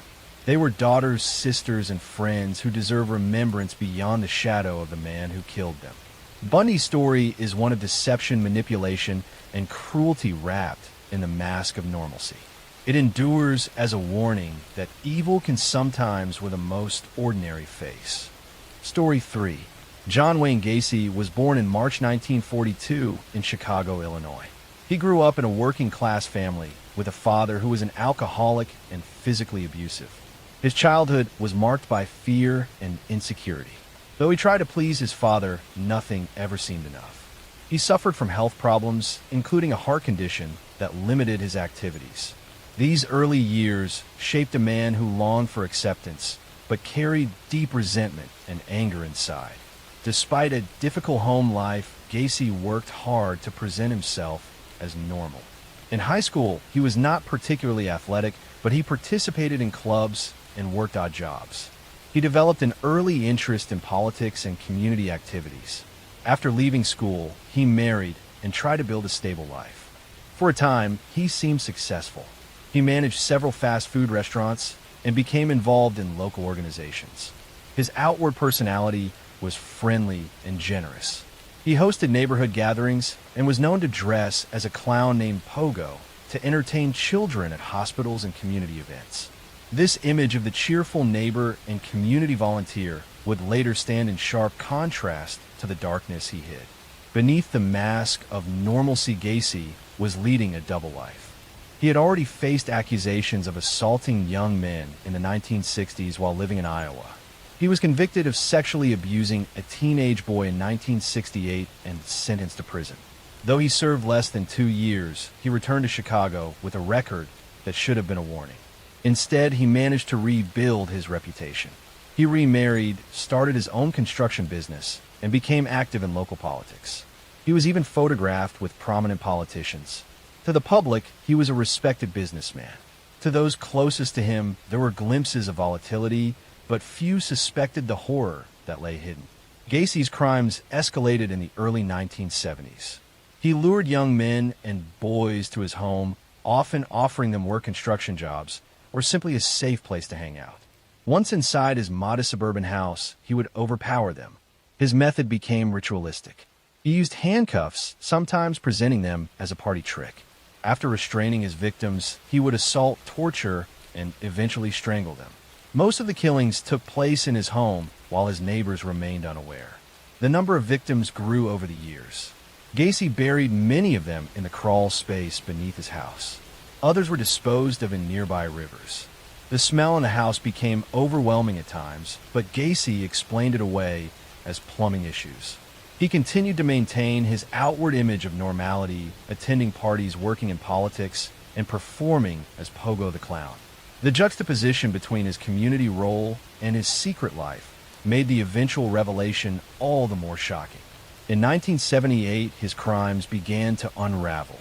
That December, a teenage boy named Robert Pius disappeared after telling friends he was going to meet a contractor about a job. The contractor was John Wayne Gacy. When police began investigating, they quickly connected Gacy to other missing young men. They obtained a search warrant and entered his house. Inside, they found items that belonged to several missing victims. The stench from the crawl space raised immediate suspicions. A second search warrant allowed police to dig beneath the house. What they uncovered was a nightmare. Body after body was exhumed from the crawl space. In total, 29 victims were buried there, with additional remains found in rivers nearby. Many of the victims were teenagers or young men who had simply vanished without explanation. For families who had searched desperately for answers, the discovery was devastating. Gacy was arrested and interrogated. His demeanor shocked investigators. He confessed calmly to more than 30 murders, describing his methods in chilling detail. He admitted that he had sometimes killed 2 victims in a single night. He spoke of the killings as though they were routine parts of his life. His lack of remorse and the sheer scale of his crimes stunned even seasoned detectives. The trial of John Wayne Gacy began in 1980. It attracted enormous attention. Prosecutors laid out the evidence of his double life and the brutality of his murders. The defense attempted to argue insanity, but the jury was unconvinced. The calculated nature of his crimes and his ability to maintain a normal outward life demonstrated that he understood his actions.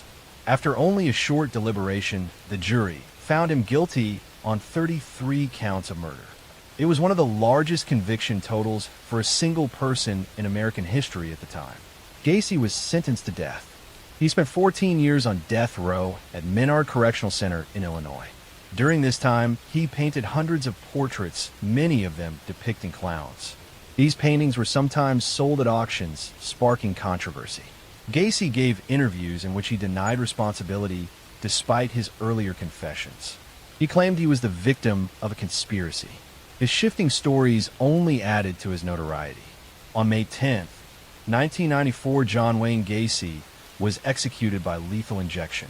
Outside, the prison crowds gathered in celebration. For many families, the execution brought some closure, though nothing could restore the lives that were lost.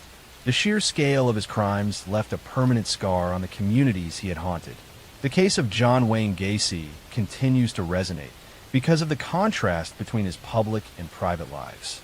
He was the friendly neighbor, the businessman, the clown who entertained children, yet behind closed doors, he was a predator who murdered more than 30 young men. His ability to hide in plain sight exposed flaws in the system and highlighted how vulnerable runaway teens and young workers were in the 1970s. The legacy of Gacy is one of horror and deception. His crimes serve as a reminder that appearances can be misleading and that predators can exist even in the most ordinary neighborhoods. The memory of his victims endures as a testament to lives cut short by a man who wore a mask, both literal and figurative. Behind the smile of a clown lay the heart of a killer. Story 4. The Zodiac Killer is a name that still casts a shadow over the history of American crime. Active in the late 1960s and early 1970s in Northern California, the Zodiac terrorized communities with brutal murders and cryptic letters.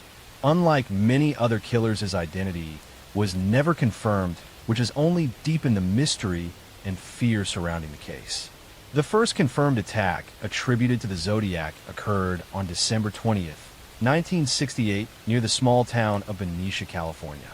Two teenagers, David Faraday and Betty Lou Jensen, were on their first date when they parked at a lover's lane spot. A car pulled up beside them. The assailant forced them out and shot both of them with a handgun. Betty Lou died instantly, and David was mortally wounded. There was no robbery or clear motive. It seemed a senseless act. Investigators had few leads, and the case went cold. On July 4th, 1969, another couple, Darlene Farron and Mike Mageau, were sitting in a car at Blue Rock Springs Park in Vallejo when a vehicle pulled up. The driver left, then returned and opened fire with a handgun. Darlene was killed, and Mike survived with serious injuries. Just over an hour later, a man called the Vallejo police station claiming responsibility not only for this attack, but also for the previous one on David and Betty Lou. The caller provided details that had not been released publicly. It was the first direct communication from the man who would call himself the Zodiac. Weeks later, newspapers received letters written by the killer. These letters were taunting, filled with strange symbols and coded messages. In one, he introduced himself with the chilling phrase, "This is the Zodiac speaking." He demanded that the letters be published or he would kill more people.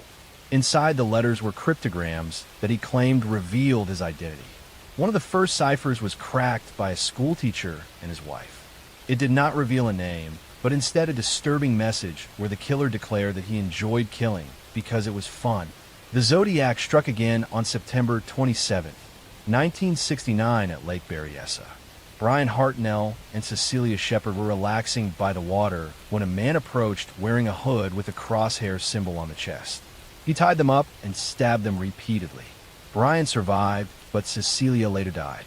Before leaving the scene, the attacker scrawled a message on the victim's car door with the dates of his previous attacks and his distinctive crosshair symbol. Only 2 weeks later, on October 11th, 1969, the Zodiac murdered cab driver Paul Stein in San Francisco. He shot him in the head and then bizarrely cut a piece of the victim's shirt to send later with a letter. Witnesses saw the killer at the scene, describing him as a white male in his 30s with glasses. Despite this near miss, the Zodiac managed to escape into the night. Police rushed to the area, but confusion about the suspect's race led officers to let him walk past them. This mistake may have cost them their best chance at capture. Over the following years, the Zodiac continued to send letters to newspapers and police.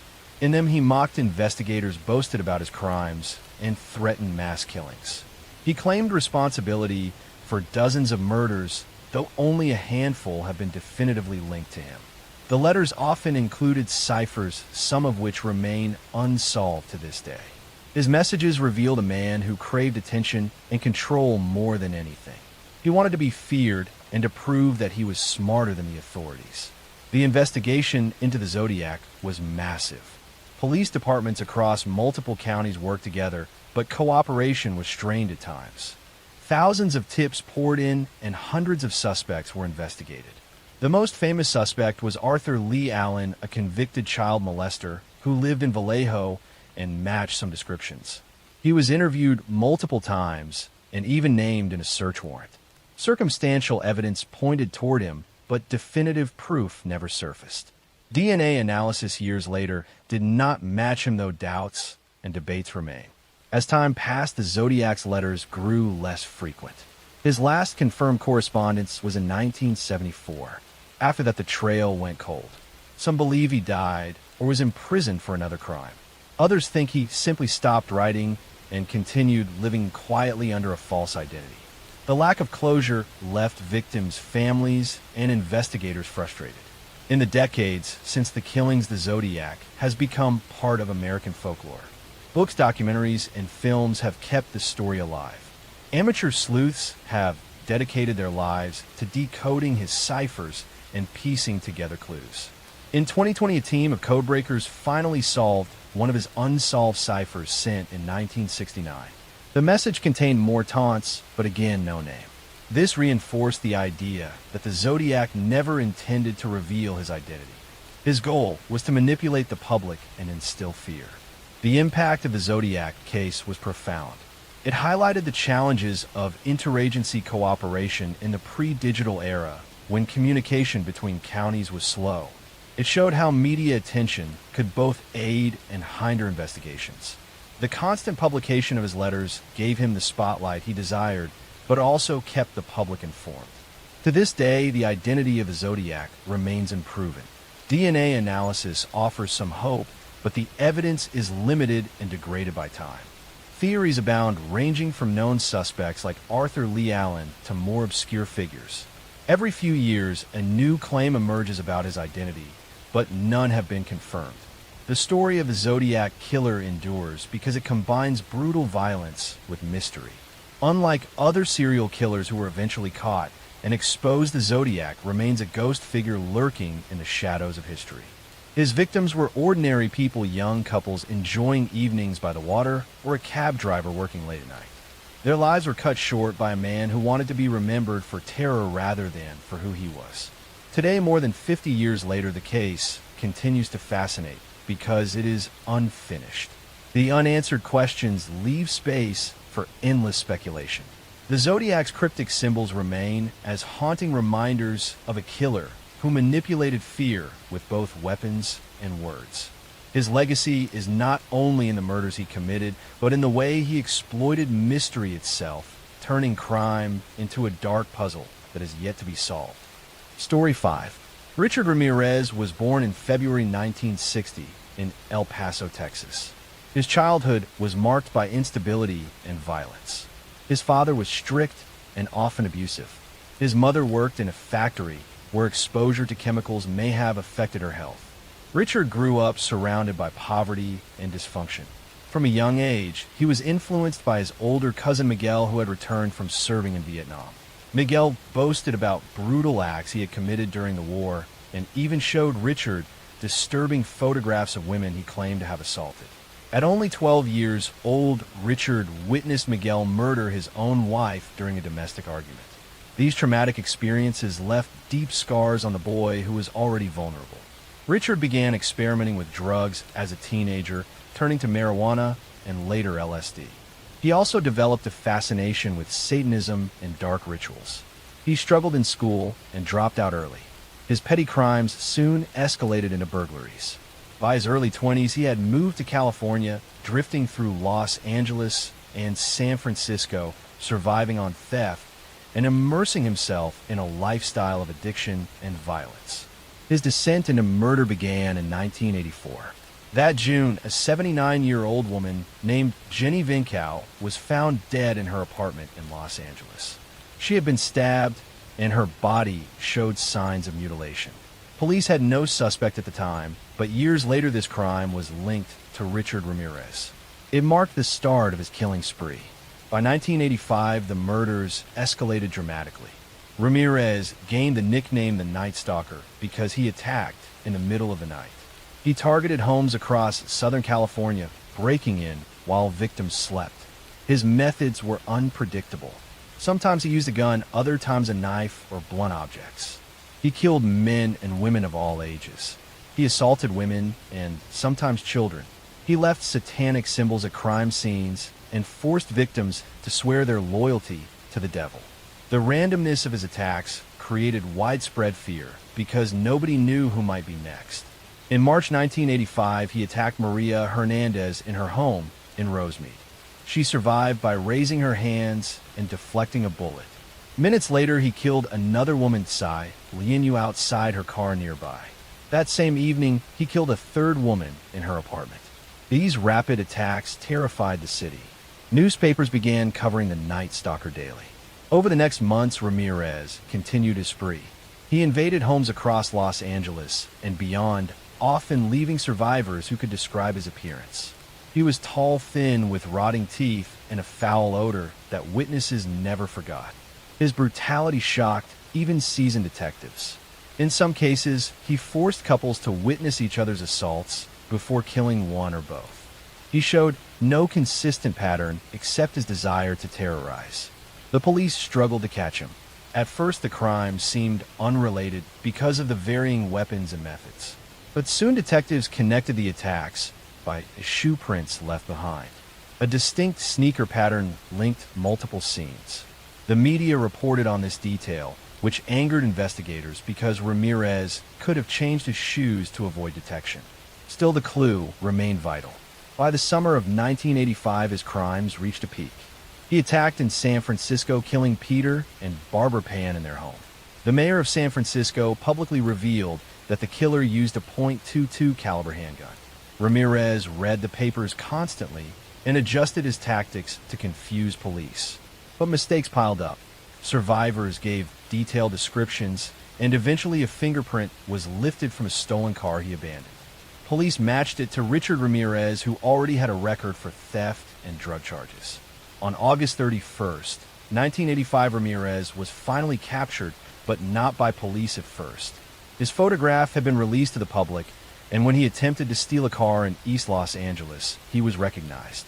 Neighbors chased him through the streets and cornered him. The crowd beat him until police arrived to take him into custody. The capture brought relief to a city that had been living in fear for months. The trial of Richard Ramirez became one of the most notorious in American history. It began in 1989 and lasted over a year. The courtroom was often filled with reporters and curious spectators. Ramirez seemed to revel in the attention. He flashed satanic hand signs and shouted "Hail Satan" during proceedings. His gaunt appearance, dark eyes, and defiant attitude made him a figure of morbid fascination. Despite his behavior, the evidence was overwhelming. Survivors testified in detail. Forensic evidence, including fingerprints and ballistic matches, tied him to multiple murders. In September 1989, Ramirez was convicted of 13 murders, as well as numerous counts of assault, burglary, and attempted murder. He was sentenced to death and sent to San Quentin prison. Outside the courthouse, crowds cheered the verdict. Families of victims wept both in grief and in relief that justice had been served. On death row, Ramirez continued to attract media attention. He received letters from admirers and even married a woman who believed in his innocence. His presence remained unsettling. Unlike some killers who eventually expressed remorse, he showed none. He continued to speak about Satanism and portrayed himself as an outcast who had embraced evil. Ramirez never faced execution. He remained on death row for more than 2 decades. In June 2013, he died of complications related to cancer at the age of 53. For some, the fact that he died of natural causes rather than execution was frustrating, but his death finally closed the chapter on his life. The legacy of the Night Stalker remains one of pure terror. His crimes were random, cruel, and driven not by need, but by desire to spread fear. Unlike killers who targeted specific types of victims, Ramirez attacked anyone he encountered. This unpredictability magnified the panic in California communities. People began locking doors, installing new security systems, and staying awake at night terrified that he might strike. His story highlights the vulnerability of ordinary homes and the way one man can paralyze entire cities. The survivors of his attacks continue to carry the memories of those nights. The families of the dead live with the loss of loved ones whose lives were cut short in acts of senseless brutality. Richard Ramirez remains a reminder of the darkest extremes of human behavior. He called himself a servant of Satan, but in reality, he was a predator who preyed on the innocent. His name and the moniker Night Stalker endure in American memory as symbols of fear that once gripped a generation. Story 6. In the quiet rural town of Plainfield, Wisconsin, during the first half of the 20th century, life moved slowly and simply. The community was small, neighbors knew one another, and farms stretched across the flat landscape. Yet behind this peaceful setting there lived a man whose crimes would eventually horrify the entire nation. His name was Edward Theodore Gain.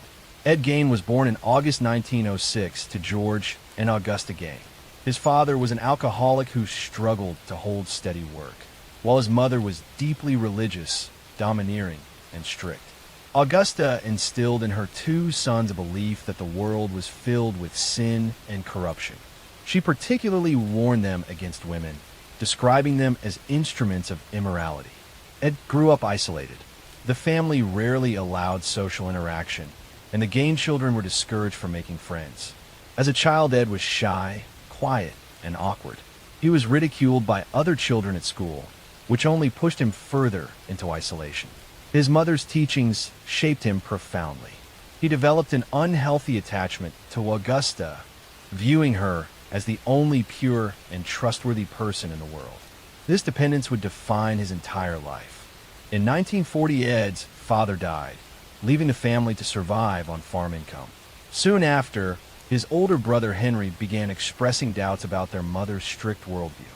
Henry worried about Ed's unhealthy devotion to Augusta, but in 1944 Henry died in a suspicious fire while working on the family property. Although the official cause was listed as asphyxiation, investigators quietly noted that the circumstances were odd. Ed reported the fire, and when Henry's body was found it appeared not badly burned, leading some to wonder if Ed had played a role in his brother's death. After Henry's passing, Ed was left alone with his mother. But only a year later, in 1945, Augusta herself died following a series of strokes. Her death devastated Ed. He had lost the one person who dominated his world and provided structure to his life. Without her guidance, he became reclusive, retreating into the farmhouse that grew increasingly filthy and cluttered. Most rooms were left untouched as shrines to Augusta, kept exactly as she had left them, while Ed confined himself to a few areas filled with debris and decay. It was in this lonely environment that Ed's obsession with death and the human body began to take its most disturbing form. He frequently visited cemeteries at night, digging up recently buried bodies. He removed skin, bones, and organs, taking them back to his farmhouse where he fashioned grotesque trophies. Investigators later discovered masks made of human skin, bowls crafted from skulls, and furniture upholstered with human hides.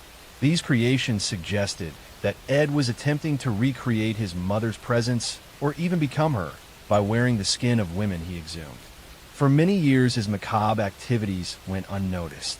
Plainfield was a small, trusting community, and Ed was seen as odd but harmless. He worked odd jobs, babysat for neighbors, and was known for being polite though strange. That perception changed in November 1957 when Bernice Wardens, the local hardware store owner, disappeared. Her store was found locked with bloodstains on the floor. A receipt showed that Ed Gain had been her last customer that day. Police obtained a search warrant and went to Ed's farmhouse.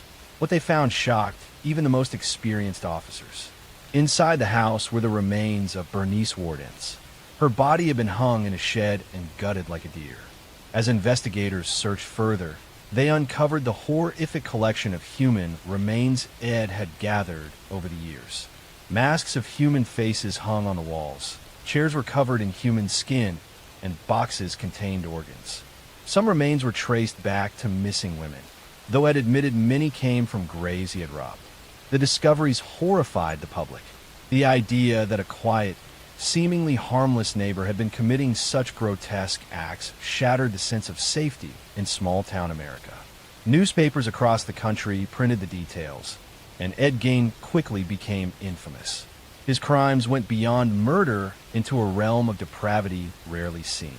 During interrogation, Ed confessed to killing Bernice Wardens and another local woman, tavern owner Mary Hogan, who had vanished in 1954. He also admitted to robbing graves, but claimed he had not killed most of the women whose remains were found in his house. His statements revealed a disturbed mind. He described entering trances when digging up bodies, and he explained how he crafted clothing and masks in an effort to transform himself into his mother. In 1958, Ed Gein was found mentally incompetent to stand trial and was committed to a psychiatric institution. For more than a decade, he remained there until doctors declared him fit for trial. In 1968, he was tried for the murder of Bernice Wardens. He was found guilty but insane, leading to his return to a mental hospital where he spent the remainder of his life. He died in 1984 at the age of 77. The case of Ed Gein left a lasting legacy not only in true crime history, but also in popular culture. His crimes inspired some of the most iconic horror characters in cinema, including Norman Bates in Psycho, Leatherface in the Texas Chainsaw Massacre, and Buffalo Bill in The Silence of the Lambs. His story raised questions about mental illness, isolation, and the dangers of unchecked obsession. For the people of Plainfield, the scars never fully healed. The town became associated with darkness it never asked for. Many locals avoided speaking about Ed Gein for decades, wishing to move past the horror.